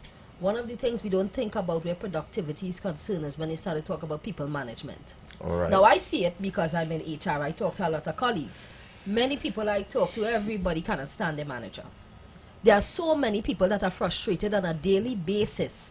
And in my view, I don't think that is assessed enough where management is concerned. If you want to look at performance, you're getting increased. But why your staff leaving? But Seymour, let me deal with this from my HR standpoint. We on performance management. It have a system of appraisal that they use. The 360 60 degrees. Yes. But how many of those organizations have that? Organizations should adopt that because those things will tell you everything about from your management, your executive, everything. And not only that, things like your exit interviews. Your exit interviews captures real good data to be able to say to your organization where if it's management is the problem, if it's executive management is the problem, and your organization must be so dynamic, it must be able to deal with those issues when it get that data. All right. But I'm raised that to say we cannot deny that as being one of the issues why productivity is affected. Mental health issues come out of that as well. People start to underperform because they are under a lot of pressure. Now you mentioned earlier the understaffing. There are organizations that I know about that are very understaffed, but the rest of the staff have to pick up the slack. And they have to operate literally on 24/7. You're just for a revenue authority, man. I ain't calling no names. You understand what I'm saying? I just saying. And when you look at it's happening. Yeah. So, in terms of WASA, really and truly, the buck doesn't stop, and we're not impressed. What the empires are saying, we're not really impressed because you just change the whole management, you know. There's more to it. Correct. To give the empire something to measure how the performance is taking place out on the field, you know. Let me hear what the pavilion has to say. 342-0081. All your callers. Caller, welcome. Well, yes. I say game done and the umpires having a chat in the tea room. Right? I say game done because I ain't here in the pavilion, and that's what I really called to find out. I was listening so good to the people. But anyway, you all spoke on so many topics to make me lose my train of thought. What you all are speaking about there is any state board, or you all don't have something written down, like you all say a lot of assumptions. Do you all go on assumptions when you all, like you have boards and things like that? You assume? Because I was hearing when I was listening to you all, everything we assume, the assumption is used a lot. You know? So I think you should know the perform. You all should. You see how you all looking at when No, we listen to you. No, we allow you to speak. You know, we allow you to speak. Yeah, we're trying to understand you, caller, because you'd have to appreciate. You'd have to appreciate there's some details we will not know. So, for instance, we were referring to the public utilities, right? We were talking about WASA. We would have to assume some things from our professional point of view because we are not privy. We are not privy, sorry, to the employment contract of the particular workers that we were talking about. We were talking about executive and state boards. So we would make the assumption that certain things are there or are not there. But really and truly, that's as much as we can do from this side because those things are not public documents. We know for a fact they have been. We know for a fact they have been terminated. That's a fact. That's we know. That's what we know. So wait, Mr. Rollick and Mr. How many referees? How many umpires a game have? Well, we deterred umpire, and in our box we have four umpires in this game. In the third umpires. Normally in a cricket game, how many umpires are there? And while the game is you have 3. A test match, how many umpires? You have 3. Well, right. So, like you just said, you have to assume certain things. All I'm asking you is, why do you have to assume? Why is it not public? Well, until all the facts are brought before the third umpire, we'll expand and elucidate, you know. So we commenting as the match go along. The match is being played, you know. It hasn't finished as yet. So this rollout in terms of I thought you were talking about... I thought you were talking about what it has in place now. Yes, yes, the new board is in place and the restructuring is ongoing. It hasn't stopped us yet. It started with the replacement of the executive, so we commenting on that. So you were just assuming for the old board, on account of the old board, the old thing. The old board has left. They may behave a particular way. They may just be happy like Papi and say no problem. And the new board has... The next board will be happy and Papi as usual. I presume the next... I'm doing like you. I'm assuming that the next board will be happy and Papi as usual. Because it will just be a continuation, as one of your callers said. Where our country going is how you all are talking there. Talk. Yeah. Right? And assume. And we don't know. And a new board come in. Right? Because I think one of your callers said, I was listening to him so good, that we have to study where we are going. Yes. I wouldn't assume, no? All right, caller. Thank you. Okay. Okay, dear. Yeah. Caller, welcome. Yeah, good afternoon to the male umpires and the lone female umpire. Good afternoon. All right, first, the new terminology for batsman is batter. That is what they call it. They call it the players now. When you're a batsman, they call him a batter. But anyhow, the lady was talking about who employing who and who going contract and who, whatever it is. The situation is that we live under a system where you will not take it all. Based on that system, political patronage is a given. Right? So anybody, any minister, anyone in authority can choose anybody and say, look, employ so and so for me. Right? Without no proper criteria. Right? The other thing is that we live in a political system where, according to President Biden, he calls it quid pro quo. In all the North Coast villages, they call it, I scratch my back, you scratch yours. Right? The next thing is that for people still talking about staff report in the public service, we haven't evolved to proper human resource system as a knowledge worker, as Peter Joker will say. Right? We maintain old personnel management system, and that is why the process is slowed and slowed and slowed. There was contract officers working in office and things. That was a conditionality when we went to the IMF. Trinidad and Tobago went to the IMF in 1987, right? And that is why we have all these contractors. That's about workers who are doing clerical work and who are doing technical work, right? Those were conditionalities to lessen on the public service, right? Yeah. Because a lot of public service positions or jobs were suppressed, right? So it's a whole set of issues. right? And people are, there should be a body of people, right? But I hope the team, the battalion team, get some qualified people and look into all these things. Excellent point. 5 years, right? It will be an easier test match to play. Yeah, so true. Thanks, caller. And the caller is right. The caller is right. The appraisals in the public service, I'll say two things boldly. Wow. It is where it is because it is functional. Because the appraisal systems that my colleagues are talking about will be rapid change. Wow. Caller, welcome. Good evening, the umpires, and I see you had the VAR, the young lady. Happy to see her. And Mr. Matterson is an old player, you know, because I used to watch him on a program before with the quality rum shop or something. You make him out, caller, you make him out. The child cannot disguise, but it's working.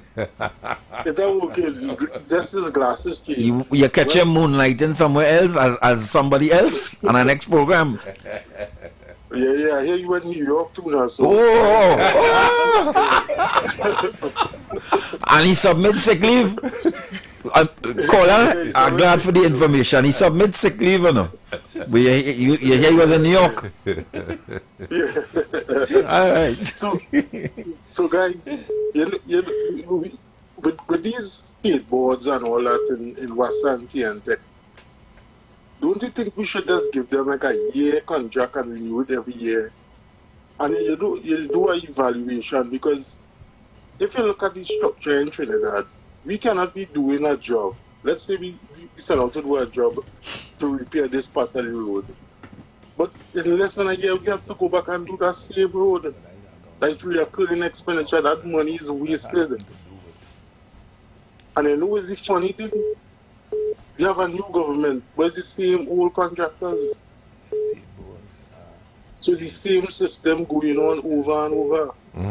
And we need to start to evaluate these board members, because we can't be paying them these high salaries and they are not accountable for what they do. You see, we always go down to the track and blame the workers. But if the workers don't have the proper equipment, the proper PPE, and all that, we cannot expect to get productivity to the fullest. And we should start to hold the board members and people accountable and start to do an evaluation and bring it out to the public domain every 6 months. What's supposed to be done, how much the money we give. So if you do a contract for $1 million, but before the contract ends, you have to spend $50 million in how they call it, overruns, then it makes no sense. We need to get rid of that board members and bring in new board members. We need to reshuffle this whole system in order to get productivity and get rid of this recurring expense, but always doing over work that done. Because if you do a road's supposed to be finished and not supposed to be doing any repair on that road again for the next 10 years. Right, but it's 5 years ago. Excellent. Which means all right, guys. All right, thanks for that. Yeah.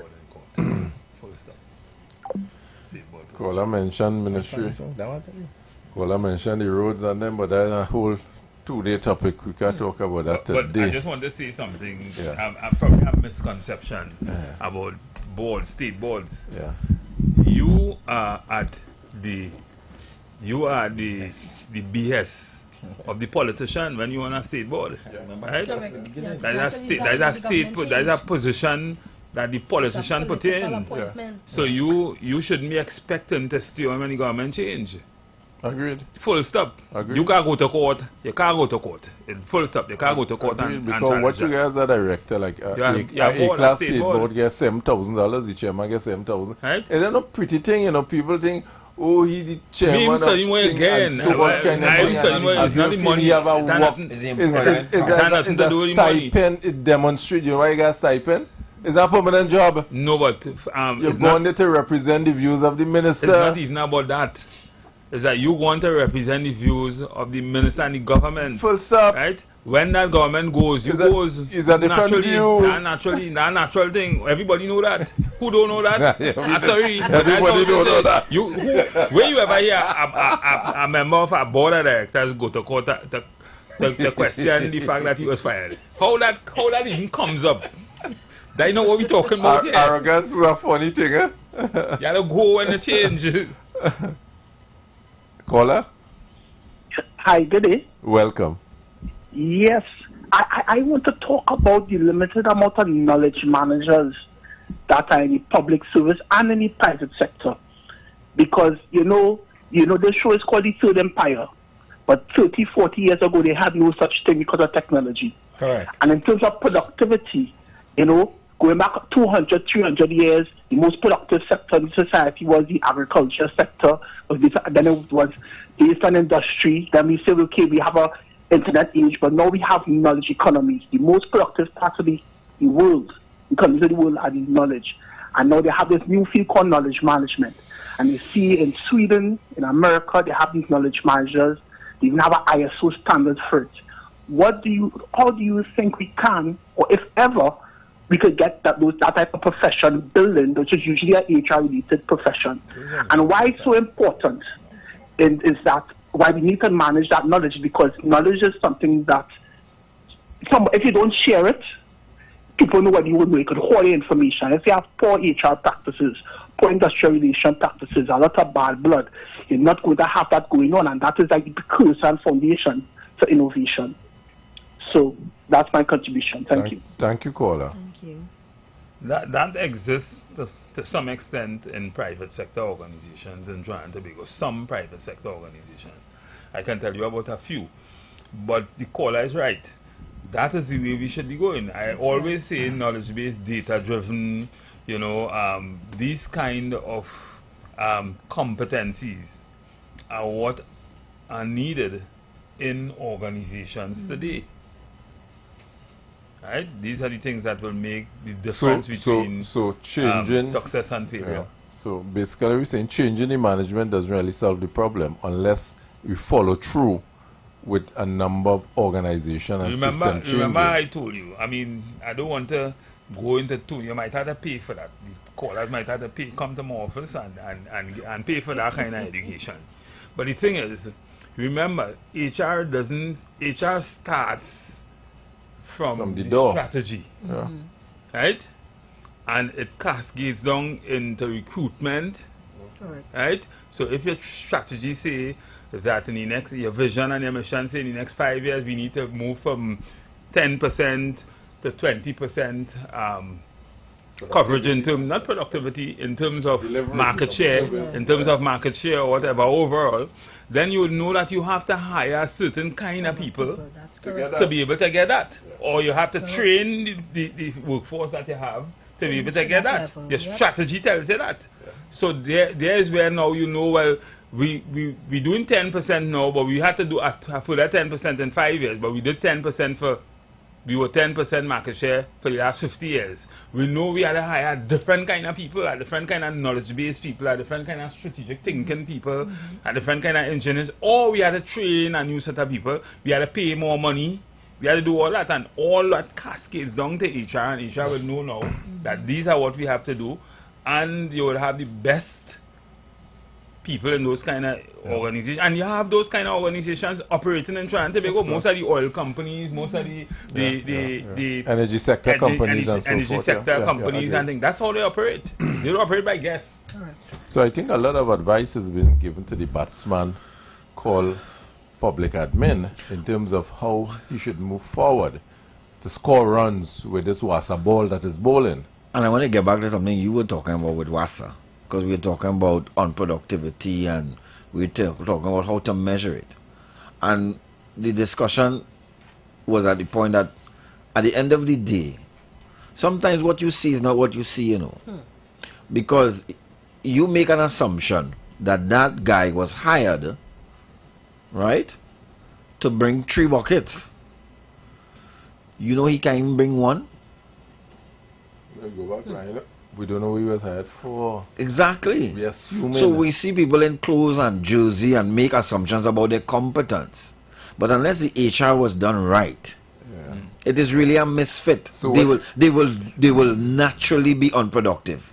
They're not trying to be unproductive. And HR is not really a social science. HR is a highly mathematical thing. You have to be data driven. You have to be sure what you're going to do, what this person will give you, how much money this person will bring to your company. And you could measure that. Those things are measurable, highly measurable. You have analytics to do that.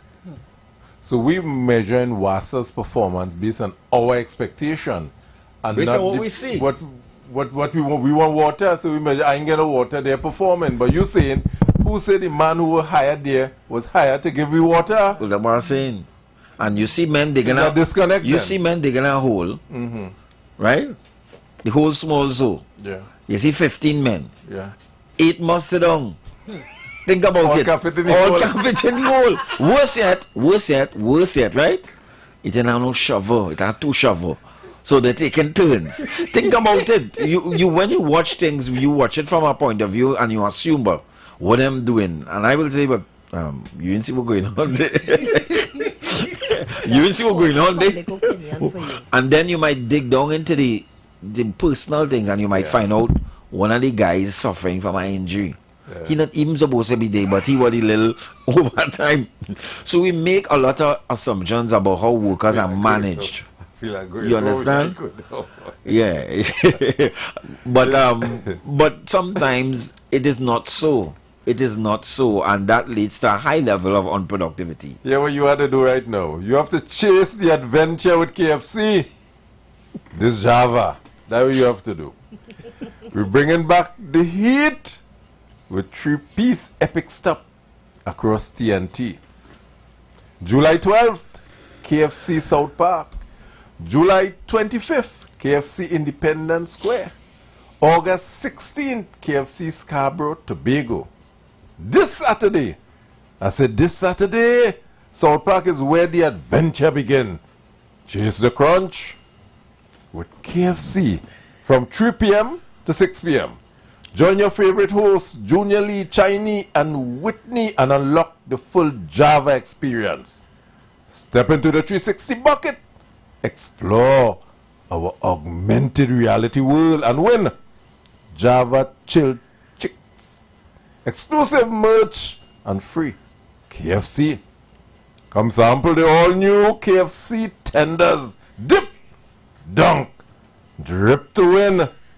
Live DJ entertainment and finger-licking fun. Java unlocked.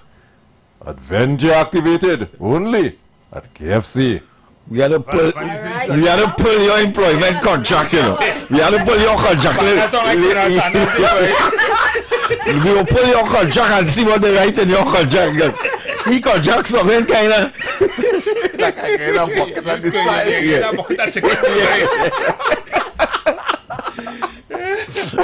Like what we think you here to do, you really not here to do that, you know. We say you're the umpire, but you umpire. No. You sound like a sponsor. Oh my God. I think we're in a good footing. I think some consultancy will have to come out of the Empire box here, and all of us really and truly, in terms of the advice, we could really, I'm saying, this country could turn around in 6 months' time, and where we are in terms of our analyses could really give some direction to how the batting is done for effective and efficient government and governance of this country and so forth. The problem is not surmountable. It's easy to fix. It's just putting the systems in place, as Matheson has always say, create that analytics for decision making. We go for a break, pulling out the cooler. We'll be back in a short. You've got bills to pay, and so do we. Let's go pay some bills on the street 919 FM.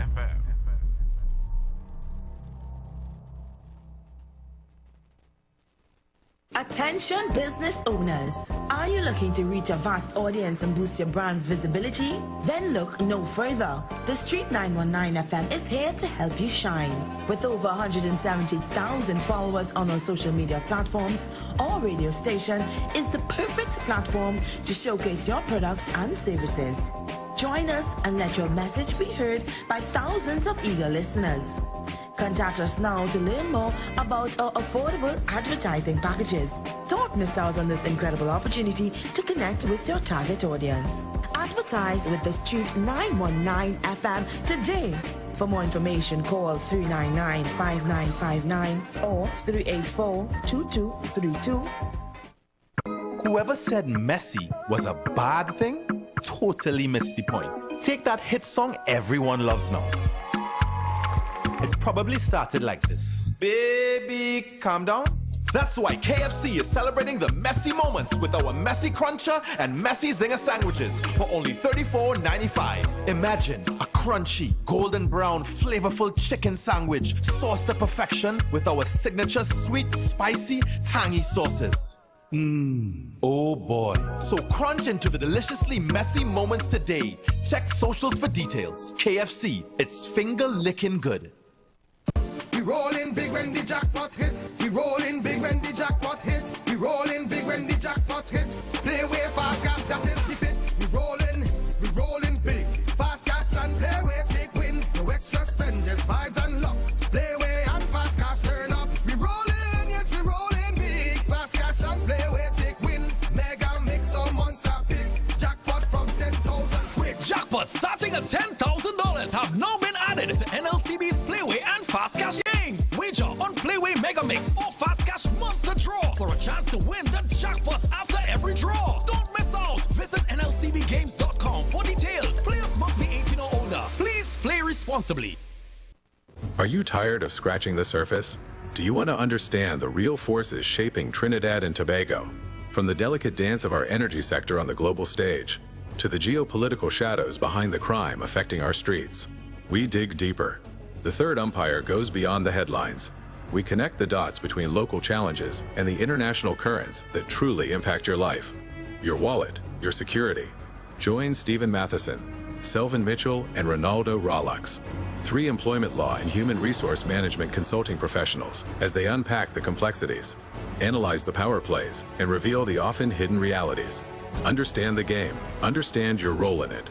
The third umpire, critically analyzing Trinidad and Tobago's economic and political realities on how they affect your daily lives. Tune in Monday to Friday at 4 p.m. on the Street 919 FM. Don't just listen to the news. Understand it. Get hot this summer. Oh no, we mean H-U-T, as in hot days mean hot deals with Pizza Hut. Get 1 large pizza plus single breadsticks for only $135, or go bigger with 2 large pizzas, family breadsticks, and cinnamon rolls for just $290. All your favorite pizzas with all the toppings you love all summer long. So head to the Hut and get your hot deals while this offer is super hot. Pizza Hut, now that's delivering. Light up your weekends at Vibes Nightclub, Tobago's hottest spot. 3 epic nights of music and energy await every Thursday. Karaoke Thursdays. Kick off at 8 p.m. with free entry. Grab the mic, unleash your inner star, and sing all night. Beers on special for $10, 2 Campari for $25, and giveaways for the best singers. Every Friday, Limers Fridays. Kick off at 8 p.m. with free entry. Vibes with your crew and enjoy beers on special for $10, 2 Campari for $25, and 2 White Oak for $25. Every Saturday, Raw Saturdays. Everything goes, nothing but good vibes. Free entry and an all-star DJ cast to bring the vibes. Vibes Nightclub is where Tobago shines. Join us Thursday, Friday, and Saturday for music, fun, and unforgettable nights. Don't miss out. Your weekend starts at Vibes. Get hot this summer. Oh no, we mean HUT, as in hot days mean hot deals with Pizza Hut. Get one large pizza plus single breadsticks for only $135, or go bigger with two large pizzas, family breadsticks, and cinnamon rolls for just $290. All your favorite pizzas with all the toppings you love all summer long. So head to the Hut and get your hot deals while this offer is super hot.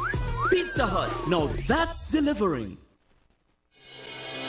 The Gap Man Limited specializes in products that cater to all your health needs. The Male Enhancement Package targets the areas of the body that contribute to erectile dysfunction. The Male Enhancement costs $1,400. The Gap pills are priced at 250 pills for $500 and 500 pills for just $900. For the best in eye care, get the super combination of a Super Bright and the Body Healer. To improve the heart's function and circulation, get the Gap pills and Formula C. To get a total body cleanse daily, use the Gap Body Healer and Big C, all for a super low price of $1,300. To order your products from the Gap Man Limited, call 628-4531 for products that cater to all your health needs. For more info, contact 476-7268. Planning your Tobago getaway? Choose the highest Google-rated car rental company on the island, O'Neill Auto Rentals Tobago. Located just minutes from the A&R Robinson International Airport, at O'Neill, we pride ourselves on being the most tech-savvy car rental company in Tobago. Our process is 100% digital. No paperwork, no long lines. From easy pickup to seamless returns, renting a car in Tobago has never been simpler. WhatsApp us now at 1-868-361-1042 to book your vehicle. Don't forget to mention promo code RADIO2 to receive a 5% discount on your rental. Send a WhatsApp message to 1-868-361-1042 today. That's 1-868-361-1042. O'Neill Auto Rentals Tobago, the easiest, most reliable car rental experience on the island. Vehicle availability is subject to change. Driver must be at least 25 years old and have a valid driver's license to book. For more information, visit www.rentalcartobago.com. It's in the feeling and how we talk. It's in the meaning and our spot. It is the thing that sets us apart. Who we are. Cause the rhythm of life keeps pumping. Together going strong. No matter what, we keep things flowing. Before we will go all in. Our hands up in the sky. Celebrating. Come let your rhythm flow. Hi there, I'm Lester Suglal, inviting you to join me on the first, second, and third Saturday, 8:30 p.m. to 11 p.m. for the program Slow Gospel Music, and on the fourth and fifth Saturday from 8:30 p.m. for an extended version of Slow Gospel Music on Street 91.9 FM. So line up, link up, creep up, rock and come in. It's all about the fastest growing reggae show in the land without a doubt. Reggae Rock Sundays on the Shit 919 FM with yours truly, MC Duke and Selector Kochi on the ones and twos. So make it a date and don't be late. 7 p.m. to 10 p.m. right here on the Shit 919 FM. Got 'em our way, King Selassie. Share the live. Share the live. The Street 919 FM on Facebook and Instagram. Share the live. Iowa George on Instagram. Share the live. Iowa TV and Street TV on YouTube. Share the live. The Street 919 FM. We are back. We are back. The pavilion. Welcome inside. Welcome inside. 342-0081. Let us hear as we discuss. Some may call it a conundrum. Some may call it the absence of policy. How do we move the goalposts forward on this batsman called utilities, Padarat, with one gloves on? Caller, welcome. Hey, guys and lady, good afternoon to you all. First and foremost, great show. I really would like to see the growth and the development of the show.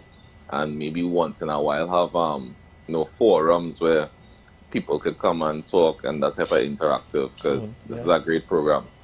And in a general statement, I would like to say for far too long, we have made light and, made humor out of the inefficiencies of our country as a whole, politicians and public sector. And, what have we been really making humor of? Our demise? That don't make sense. So, in terms of the utilities, public sector, we need a holistic assessment. It's slightly confusing with the batsman terminologies, I must admit, but at the same time too, it's a tiny, but it's a nice concept, really, creative. So I definitely with it. We just need that accountability, and again, who is really monitoring and verifying and signing off on who. And I guess as the general public, that's why we definitely need platforms like this one to highlight and do that journalistic work for us. So, caller, while you're on the line, let's engage you. Sure. Do you work? You work, right? Are you employed? Yes. How are you managed at work? How do you feel about how you are managed?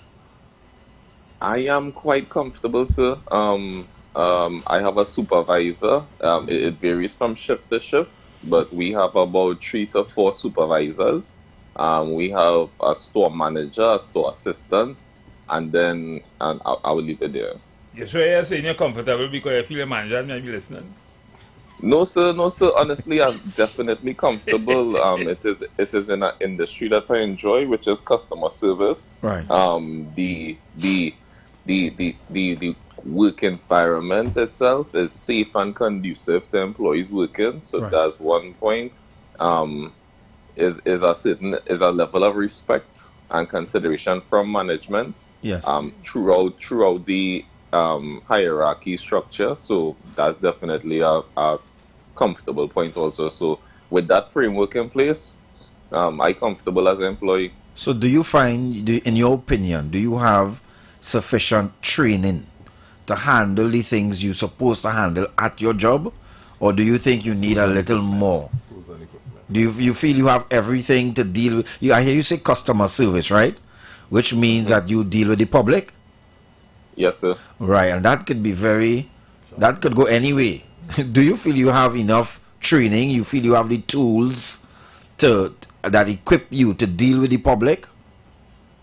I definitely like the question you just asked me, especially the last point that you added in about the public.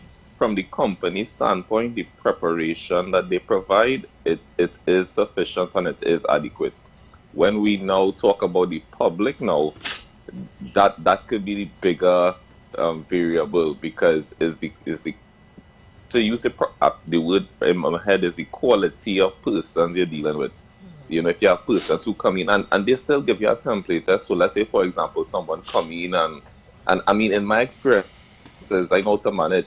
If someone come in and they're a bit aggressive or whatnot, just calmly stay focused on the transaction, perform it as smoothly and as quickly as possible. And if it escalates out of your proper training, we have supervisors that understand us as the employee too. So are they supportive?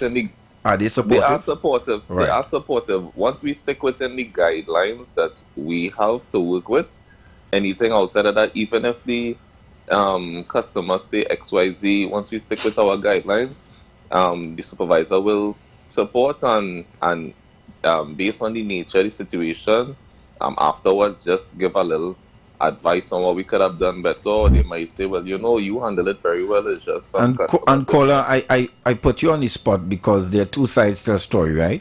So we often complain about poor customer service in the public service, etc. But the other side is that some of us are very unmannerly, yeah? Some of us make it hard for workers behind a desk to smile because we get fresh, we get insultive, and it's hard. So sometimes I go into public spaces and I see what the employees have to deal with on a daily basis, and I wonder if any kind of training, unless are you going in jiu-jitsu or karate, self-defense? I don't have any plans to. If I ever do that, it will just be recreational. But I don't have any plans to. Well, sometimes I wonder how you CSRs.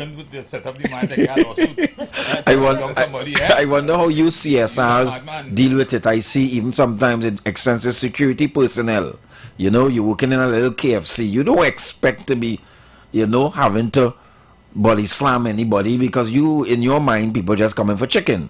But that has proven to be quite tenuous if you watch Facebook and YouTube.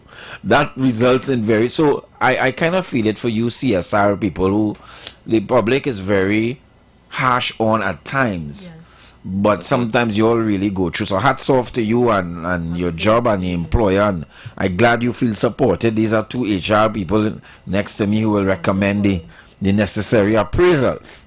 No, but you see, the questions you ask the gentleman, sometimes when you train people, you train them for every single eventuality.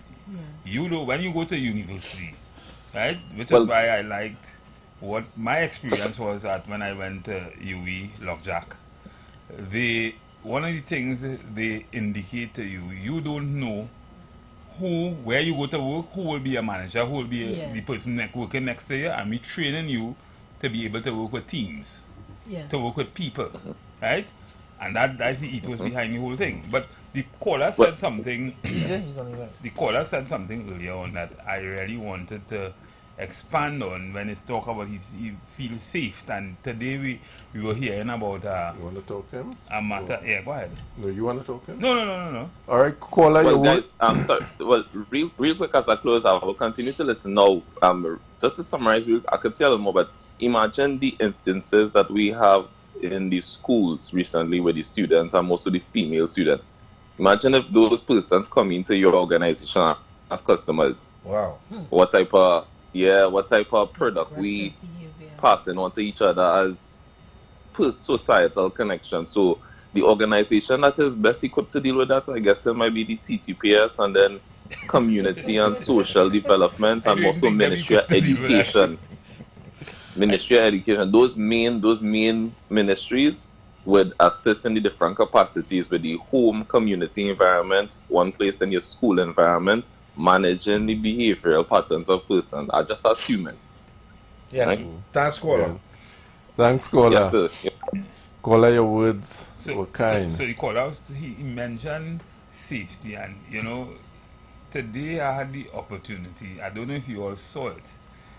The prominent attorney that was charged for sexual harassment, and I wanted to talk a little bit about that because that is a big thing in the workplace, and because of our culture in Trinidad and Tobago, sometimes as men or even women, we do things in the workplace and take it for granted. That's right. And that sometimes could end in ways or in places that as a man you don't expect it to end there, because when you are charged for sexual harassment, you have to prove that I know what you're doing, but the woman doesn't say what she said. That's right. The burden of proof is on the defendant. Yeah. So I mean, I feel it for my friend Martin George, but he have to. I don't want to say anything that might be subjugatory, but the thing is, sexual harassment is unwanted sexual advancement, and the question is, if you touch or you make certain advancement that could be construed as sexual harassment to a woman, and she indicate to you that she had a problem with that, and you continue, then it becomes sexual harassment. Important. And that is something that, you know, men especially must know, because I mean, we usually sometimes communicate by touch on your shoulder, say, hey, check me here now, you know.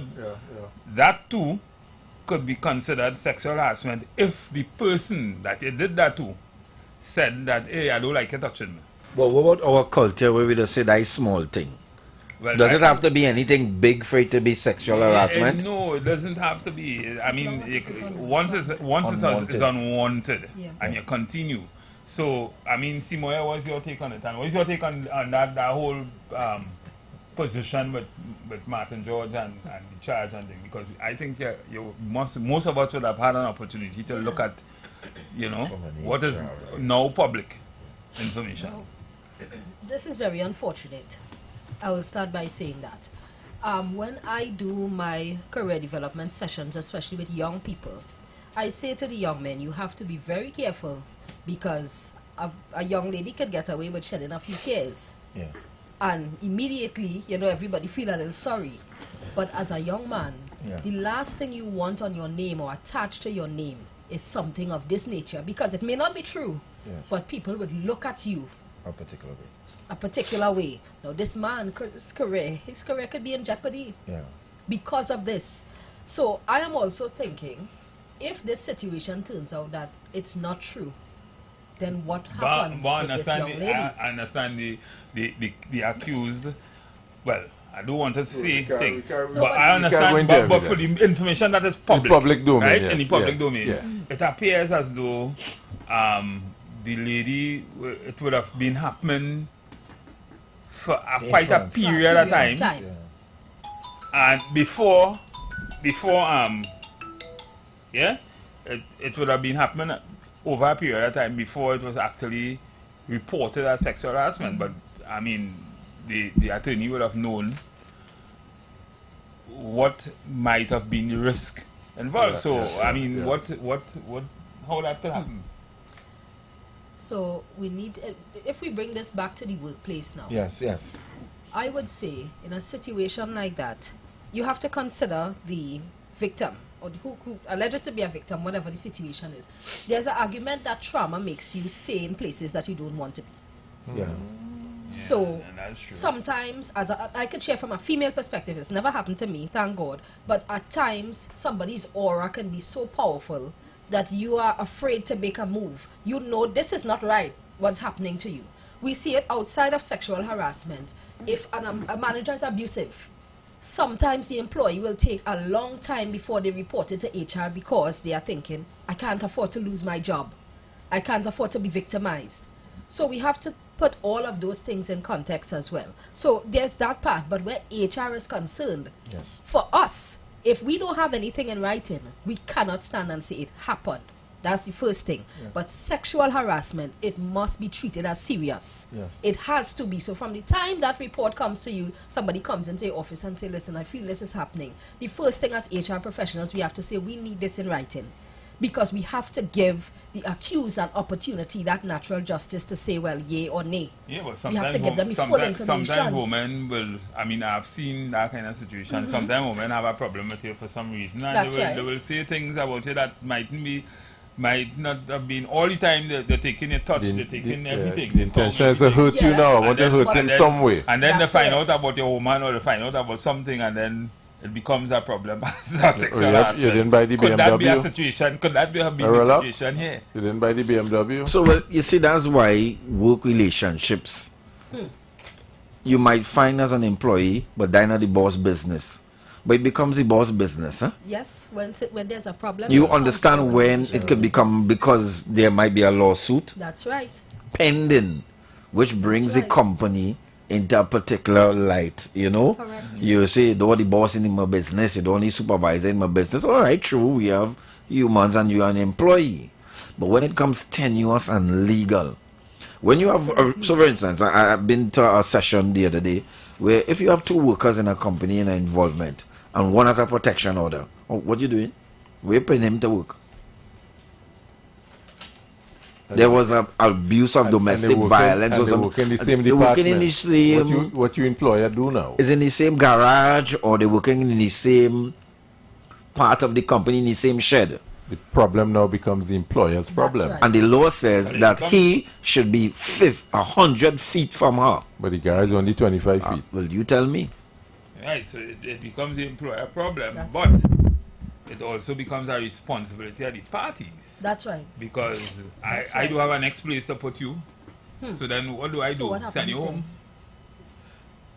And then I face the court. No decision is about all you on decide who are coming to work. Well, my job. I hire you to fix car in the well, garage. it's tricky. You decide if you want to come or you don't want to come. That's my problem. Mr. Umpire Matterson went on one end. Let me ask you the next question. Don't send you home.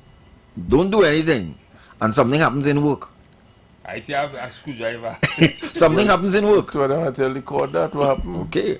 But what? Because somebody have the restraining order. It means that I can't come around you. Somebody responsibility. So it means if I see you in the garage first, I can't come to work. I have to go back home. No, because both of us can fit in the garage. I think it's an exclusion in all of that. Correct.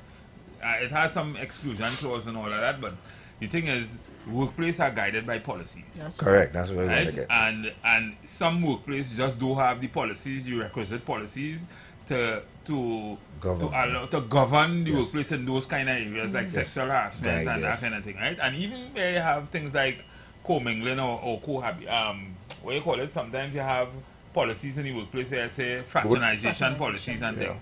Those policies may not be, those policies might be voidable, because if me and a girl in the workplace having a relationship, a sexual relationship or whatever, who's to say we doing that? Who's to say we doing that? You come in and give evidence that you see we doing that. We do that in front of you. And you can't fire me if I have a relationship with how is that measured now? Yeah. So, well, unless I mean, we talk about all kind of things there, but bringing it back to the issue of sexual harassment, and you know, if you were to mirror what would have happened in this particular case, men in particular must know that sexual harassment, and women must know it too. Yeah. Sexual harassment is unwanted sexual advancement. Yeah. Right? So for it to be unwanted, you have to do it first. Yeah. So you do it, the woman do like that, and the woman say, hello, you see that way you do it? Don't do that again. And you do it again, that's sexual harassment.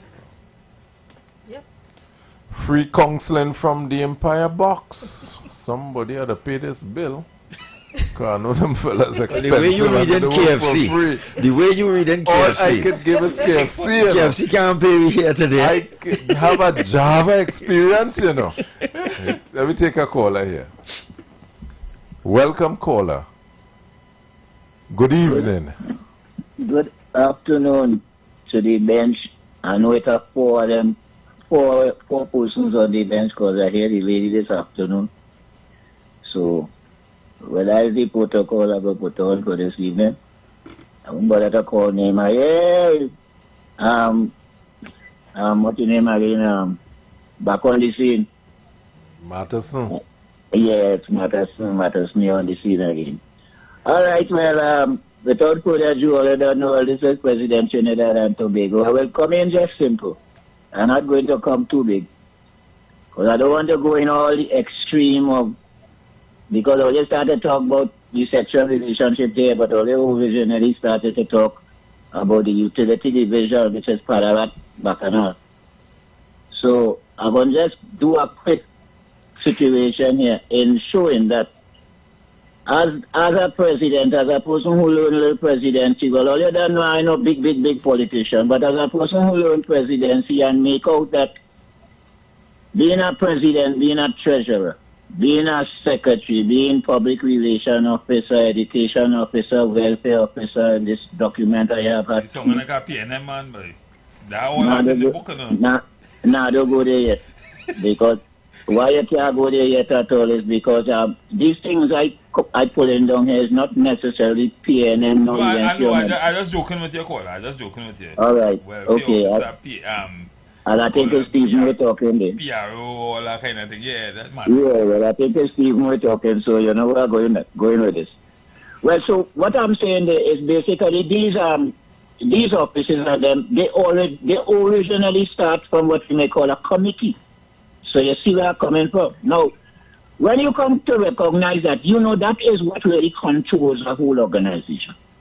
But many of us in this society don't recognize that, because how much people aside from who going out for administration work or community work will, that really usually know about these offices as portfolios. So what we're saying is that even though all the ministries that we may have in the Trinidad and Tobago or in our nation, they really is being run by those officers. And those officers, basically, if you just take away the word office, you call them ministry. So anything else after every one of those offices going to be what we may call direction of subject matters. You know what I'm saying? You would just can't come out right now, but subject matters of the ministry. So in talking about the utility into the secretary office, you will find that is all business. So in doing all business, that is the person who will be dealing with all business of all the different ministries. And it will come down that every other ministry have their own sections to deal with. And these are the things that have to happen. Now we have to start to come out from that European attitude, or that what we colonial attitude of governing us here. Because all you're doing there, even so, I don't want to say nothing too bad, but all you're doing so is still, it is colonial education. And as long as we keep that colonial education, don't care, it will always have faults, because the whole of colonial education is to keep us slaves, so it will always have those loopholes that we will find real problem, whether the educated one or the poor man. Point taken, Prezi. Point taken. All right. Well, more and more, I don't know, we have to talk about the thing, but Definitely. I can't go too much again, but we will talk later again. Most welcome. Most welcome. Umpire, guide your callers. We're dealing with sexual harassment in the workplace. Right? Don't let them carry back. We want to know. Yeah, let them know that's what we treated with in this segment. Caller, welcome. Caller? Hello, hello, you hearing me good? Yeah, welcome. Yeah, thank you. I listened to the guy talking just now about the sexual harassment and thing, but I find that sexual harassment. I find that sexual harassment thing could go on hold, you know, because how you get a wife? If you ain't tackle somebody, how you get a wife? And if you go work. And then again, I have a problem with when I was working, I retired early. You know what was my thing for retiring early? Because I couldn't take a female being my boss. And I retired early. He had a bicep thing, and I take it one time. I couldn't take that boy. So you was a male chauvinist in your workplace? Yeah.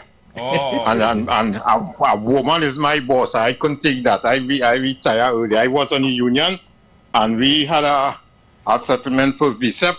And as I covered the volume and I was young, said I signed my form and back up just one time. So call out, you could do good. Tell me what would have been your issue with a woman being your boss? I just find that God didn't say that woman should be ruling over men. I think God said that man supposed to be the ruler, not a woman. Okay. And I had a problem with that. You had a problem with that, okay. Caller, we appreciate your intervention. And the sexual harassment thing, I find we like to take up too much thing from outside. Because how we don't get a woman to tackle them. Alright. Thank you, caller. You can tackle them without touching them, though. Alright.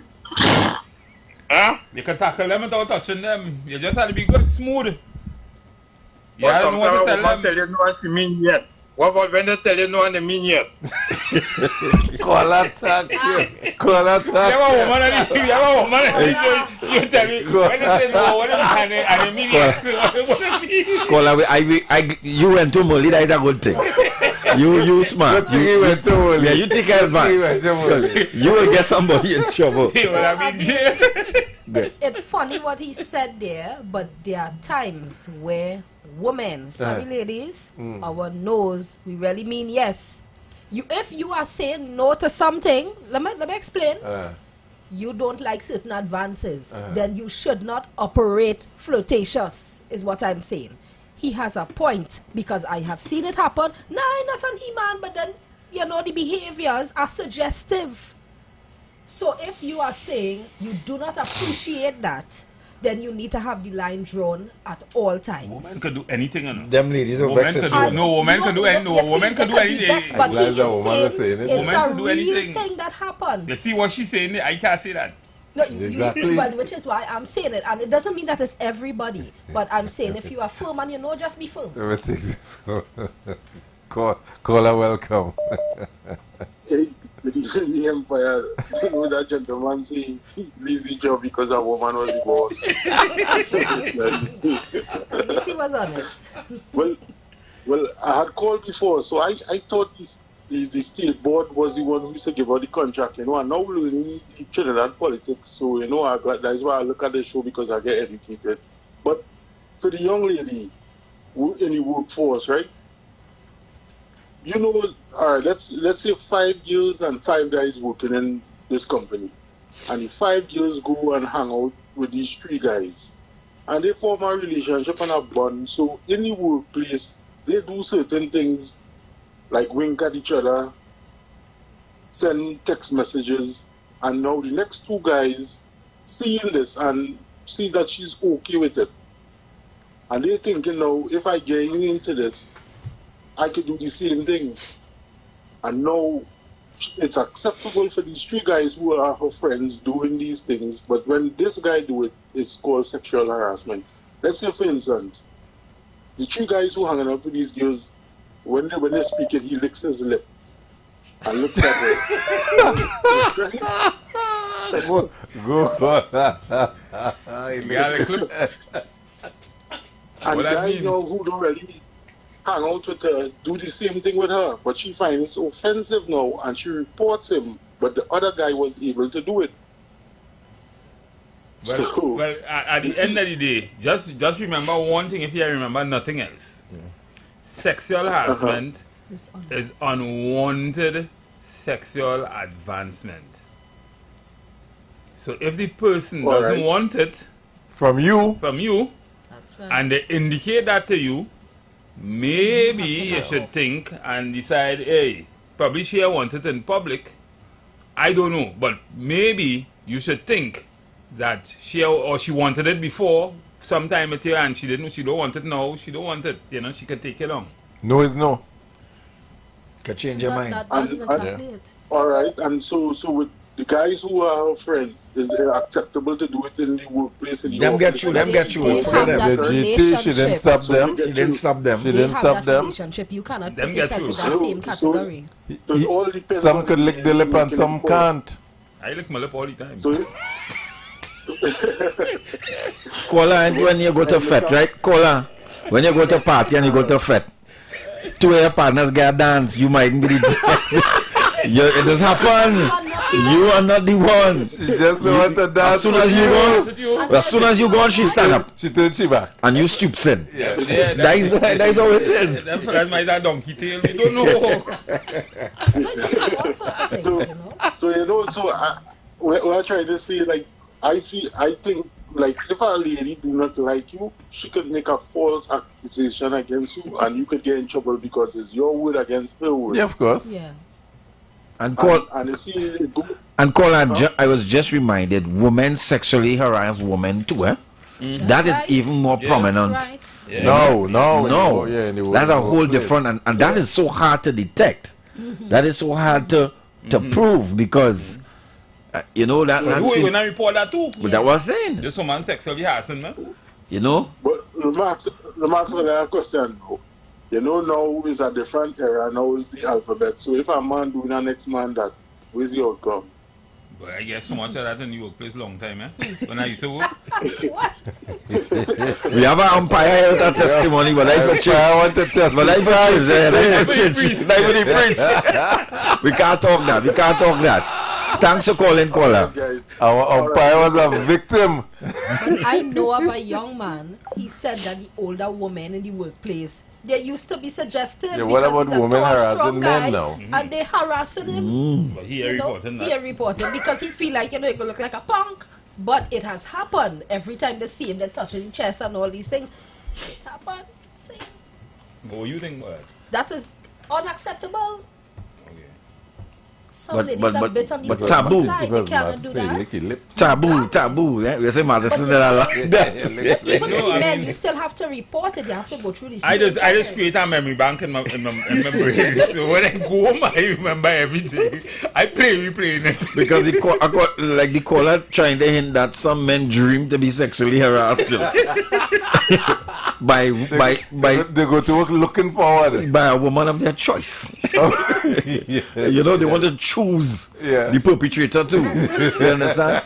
But the serious issue is that work is governed by particular rules of engagement, and you know, employees must know that in this case, apart from the little disciplinary tribunal, this has criminal implication.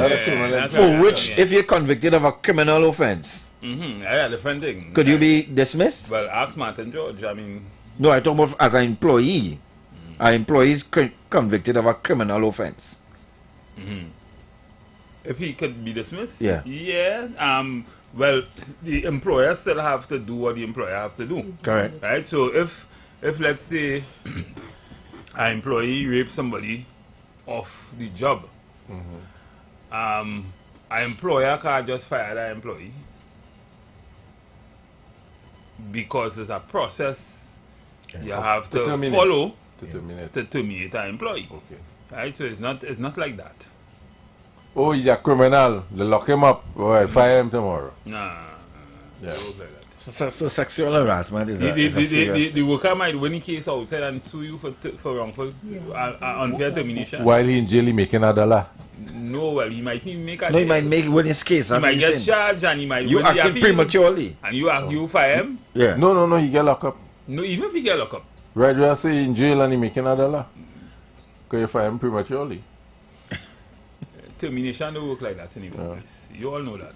Yeah. You have a pavilion, you know, that now this is a new kind of conversation that's taking place on the radio, to a large extent on the airwave, where I want to invite them to come to my office. Exactly. So although we look at from a neutral view of what is taking place in the public space by the batters and bowlers and those in authority, let's generalize it, those in authority, we give a view in terms of where the errors are being made, what corrective measures can be put in place for it not to be repeated and so forth, because we're looking at it as Empire Rolex say with a bird's eye view.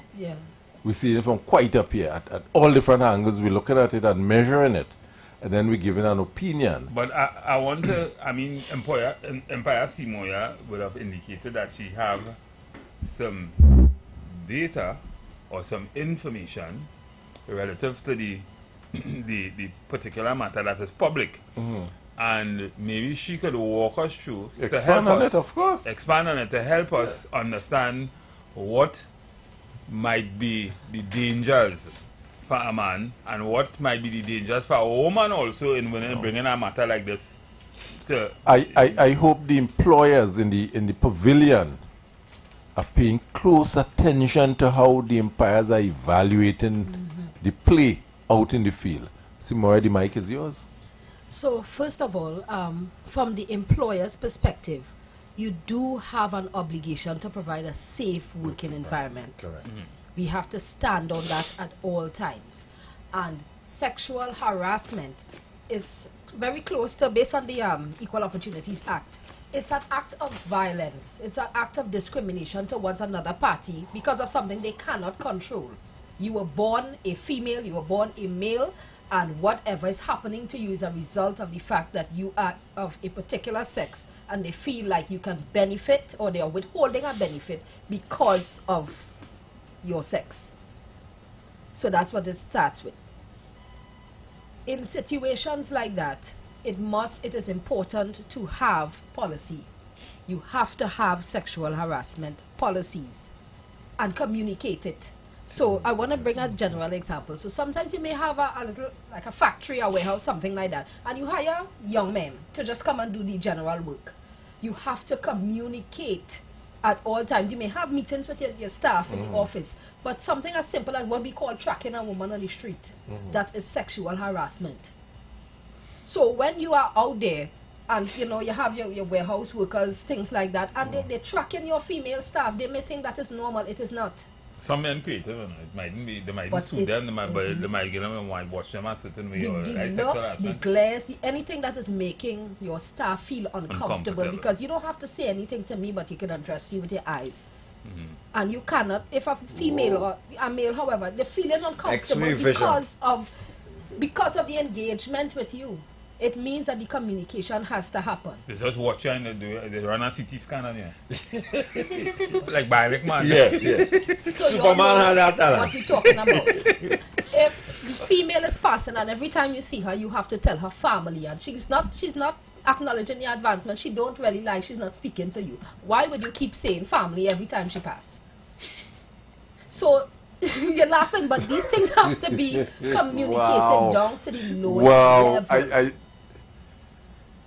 As simple as that. As simple as that. It is not wanted. She doesn't want to be called family. If we used the illustration earlier. So we have a group of friends, the males and the females having those interactions and probably making their jokes. But then you come along and the jokes stop because they don't want to make that joke with you. And there's nothing wrong with that.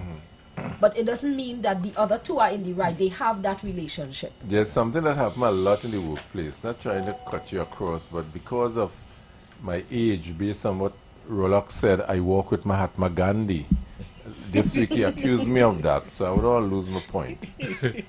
There's something on the workplace that we call compliment that is done a lot by male workers to female. Compliment. You're looking good this morning, you know. I like that perfume you're wearing, you know. Come with that just again.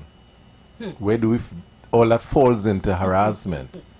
Although we may look at it, but I just tell you the thing. If it is unwelcome. If it is unwelcome. If you're giving those compliments and the person clearly does not like it, you will know if somebody disapproves. But it may not meet the tier to say a criminal act or, you know, that kind of thing. But if we want to enforce certain behaviors, we can communicate and say this is not acceptable in the workplace. In the workplace. But you know, somebody else listening on check your thing. Somebody else listening on might say, well, we're trying to make the workplace too sterile, too robotic, you know, that kind of thing, and that too is an issue. Right, because you want to promote a certain kind of camaraderie, communication and camaraderie, a certain amount of togetherness, and this is we place and that kind of thing. Balance now, because policies all the time. Policies. Call a consultant or call somebody like Seymour or myself. Or call your buyers. And let's create policies for your workplace to safeguard you. That's correct. I mean, there are ways to build a team. I think, Stephen, you always say the court is a court of common sense. We have to start to let common sense prevail. Exactly. It is very simple. We have camaraderie, we have our local culture of being friendly, and we know when something crosses the line. Full stop. As an adult, you will know if you do something and somebody doesn't appreciate it, they will let you know. Take those clues. So the next part of it that, you know, based on what I was reading here, if an allegation comes across and then it is proven to not be true, based on the Equal Opportunities Act, both parties cannot be disciplined. If the person that is making the allegation, they found, okay, well, this person making this allegation against, the information does not add up, so we cannot go down that road. You cannot really discipline that person. So if a woman, like in the case we're talking about, make an allegation and it's found not to be true, you're saying that it might, this is outside of the workplace. Yes. This is a criminal thing we deal with. Yes. Yeah. You're saying that he can't take redress to protect himself. Outside of the workplace, well, then that goes into, is it libel or no, that we that criminal. So yeah. So that's in a different court space. So she was talking about within the workplace. Within the workplace. Right. So I just wanted to distinguish between that, because there's two different things we're talking about here. Right. So, I mean, we have to go by evidence. If the information is scrutinized and it is found that this information is not, I don't want to say it's not true, it's not adding up, it is not sufficient enough to fall in the category of sexual harassment, both parties, or especially the person that's making the accusation, is not to be disciplined. because you cannot tell this person how You can to tell them feel. you can tell them to apologize to the Yeah, person. so you can ask the person to apologize. You will have to have that roundtable meeting that this information you presented is not sufficient to say that you were sexually harassed, but to say discipline the person in writing and saying you brought a false claim unless the evidence is clearing that this is a false what you'll claim. be doing, you'll be projecting to other women That they if something cannot come happened, forward. they'll come forward with it. And that will be ultra fast. The policy or ultra fast or what the whole So it has to be treated with work very environment. sensitive. work environment. Yeah. You know, Okay. the sensitivity of it too. Also. So it come down to, but What do you then that's happening. So then really come down to a large extent that the retooling of the human resource practitioners in organization, or since policies are made, you can have caller welcome. Hey, good evening to the Empire again. This is for Miss Simone, right? So I was working in this Now place. that could be considered harassment, you know, like calling a woman by her wrong name, you know. Right? It looks like it's Simoya. Simone. Oh, Simoya. Simone, Sorry, you I didn't know. abbreviating the lady's name is harassment. Go right ahead. Well, she would hold me accountable for it, Simoya. So I was working right in this place, and it had a couple ladies, you know, they used to wear the scrub. But the scrub used to fit them in a certain way. So, you know, the booty used to be popping. Right? So to speak. Wait, caller. What is we popping? On the scrub or you? The booty. but I too, because you know, we guys used to look at it. So do you think they should watch the attire, because they can't put on something that is so tight that it pop in? Right. I don't expect to have guys in a certain reaction, you know, because to be honest with you, it was really popping. And I was younger, so the hormones used to pack up a little quicker. Yeah. And I'm sure the entire management was observed that it was popping. And was any caller, we listening to you carefully, you know, use the victim right through in all your story. Yeah.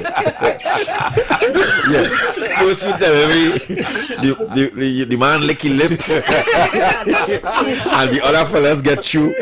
Now you tell me is the what they wearing? What they have on? The scrub. And the what? The what? What puppet? The booty? So you have no restraint. You just out there.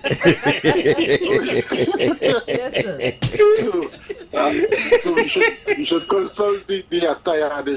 They should put on something a little bit bigger, not so tight. But was any complaint? So like to hear. Was any complaint made to HR about that? Because I consider that a level of emotional abuse. No. I mean, you have policies in the workplace for that. So if the dress code policy, if the dress code allow for that, probably HR allow for popping boobs or booties. No, but I think the way how it was structured, I don't think it had any scrub wouldn't make it look like that. She had to wear something. Right. That plasticine woman. She was structured in a certain way. Any scrub she put on it to look certain way. Well, you see, then in that case, it is not the fault of the person. You know, when you're used to do your work. So I like to get Miss Samoya words on that. We will pray for you, caller. I think you know the answer to that. You have to exercise restraint. Must. Yeah? In your work. But what you can do, or what you could have done if it bothered you so much, you probably could have made the suggestion to HR to make an amendment to the uniform. Put on more clothes. What that is. You could put on more clothes too. Yeah. But you will have to, as a male, he need to go to church. That is much as we could do for you. It's no policy in the workplace. Control urges. Yeah, I got HR policy and a Jesus policy because he get in trouble whole evening. Scriptures. And some employees are like that. Eh? Yeah. Some employees, they don't, apart from what somebody has said. They seen every eye as a green light. Yeah. Were you watching me so far? No, was she watching? She like me. Yeah. You know what I mean? Yeah. But They might take politeness. There's EAP. If you feel like you have I mean, this is not a joke. If you feel that you really have that type of problem, go and seek some counseling and sort yourself out. I find that unfair. No, it's not unfair. I find that is unfair. You Why the cannot man have say- to go? Why you wear anything? The man can't control himself in a situation. Why he going and seek EAP? Because if it continues, it can go further than it needs to go. So if He you just saying he identify, touching nothing. He just saying it he hasn't just reached watching. there as yet. It has not reached there And as he yet. making a mental picture for when he He's goes. something like he just higher up the road from there. You know? He on the road, but he just higher up. So it's either you restrain yourself on your own or you get some assistance. Go Help. for counseling. So that go EAP to can help church with for that prayer, too. One of the two. EAP. EAP or the pastor, that's what you're saying. I Or am the pastor or the suggesting. priest. Yeah. EAP, talk to somebody. but It's the okay. And if you go the donkey go help you. You see, right? Right. So if you don't want to reach that far, you don't want to get arrested, let's try to sort ourselves out. That's how I'll help you. Yeah, the workplace is such a dynamic place. Yes. Such a dynamic place. You have all kind of characters at work. Yes. And sometimes you don't have you don't have a HR scan, you know. Remember, these are just systems. Yes. But we can't scan you and tell you, say who you are, you know. Yeah. Because you look very presentable. You're very quiet. You know, some guys are very well put together. And, Yep. But the workplace issues evolve. Interaction. Some people are silent with it. You know, That's not all ladies make a furor. Yeah. But that doesn't mean it's a green light. You understand? Some of us males respond differently to politeness. Yeah. You know? Yeah. She don't like you, she's just manly. There's a difference. You know? Yeah, because she smiles She every gave time. a signal. Yeah, she smiles every time. We feel Yeah, that's that's not a invitation. Nah, that's not an invitation to treat. Caller, welcome. I'm getting a little last year. But it's not going to be the politics. It's going to be the same harassment in the workplace. Because I simply want to know, even ask the question. When a woman watching a man wear sexy, what do you think about that? I mean, if the man watching the woman sexy, she knows she wants to play, she complaining. But you know, let's say she watching me sexy, and well, I want to know if the daughter is she not when I find the sexy watch looking well good. And I find we have a problem with that because it always the man has to have the problem, but the woman having no kind of problem at all. But them doing all the watching, you know. Them watching from head to toe. If you see them watch the video. But boy, If she watch you, report she Prezi, report she. If she watch you again. But if I start to walk with a bee space in the workplace, I don't tell she nothing. I could tell all them that woman go think. Boy, they go start to watch you with a kind of like, boy thing. You only put on a bee space with that woman, you go see. I don't know what you're talking about there, you know, but that woman and them always very different, you know. Prezi, if she watch your way, complain. I tell you, complain. You can check Mr. Matterson in the office. We will deal with that. Don't let she harass you, Prezi. Don't let she harass you. The many the victims in this program. Let me get some closing. Let's get some closing remarks before we shut off the evening with our pavilion. Mr. Rollup, how we looking? Well, as we say, sexual harassment in the workplace is something very serious, you know, and it attracts a different type of punishment. It goes in a different direction too, you know. Sometimes, most times outside the remit of the employer, and as Umpire Matterson said, the employer still has its obligations to treat with the matter insofar as practicable. You understand? Because sometimes these things are very deep. A lot of times, by the time it reaches the employer, is when it's not the beginning, it's be the end. So when you try to do an investigation, find out how long this going on and how long that going on. It's on a cancer already. Yeah. Correct, and there are so many people that it affects. So sometimes, you know, the employer is within his right to have certain policies that govern certain things. You know, I know certain companies don't tolerate husband and wife, you know, because that could become tenuous. You could imagine in the workplace, you know, there are some companies that forbid these things, but Good. Umpire Madison.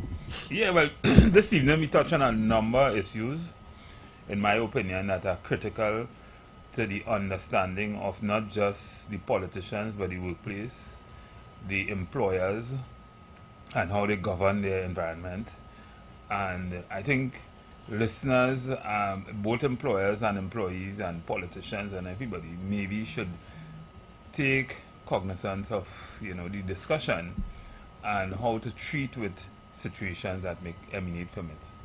Umpire Simoya. Yeah, so these matters, we have to remember it is sensitive, so we have to be fair, we have to stand firm on policy, and as much as possible, try to be discreet when handling these types of matters as well. People's reputations are on the line. Thank you. Batsman Padarat, you still in the wicket? You're under observation. Pavilion, tomorrow. We gone. You've got bills to pay, and so do we. Let's go pay some bills on the street 919 FM.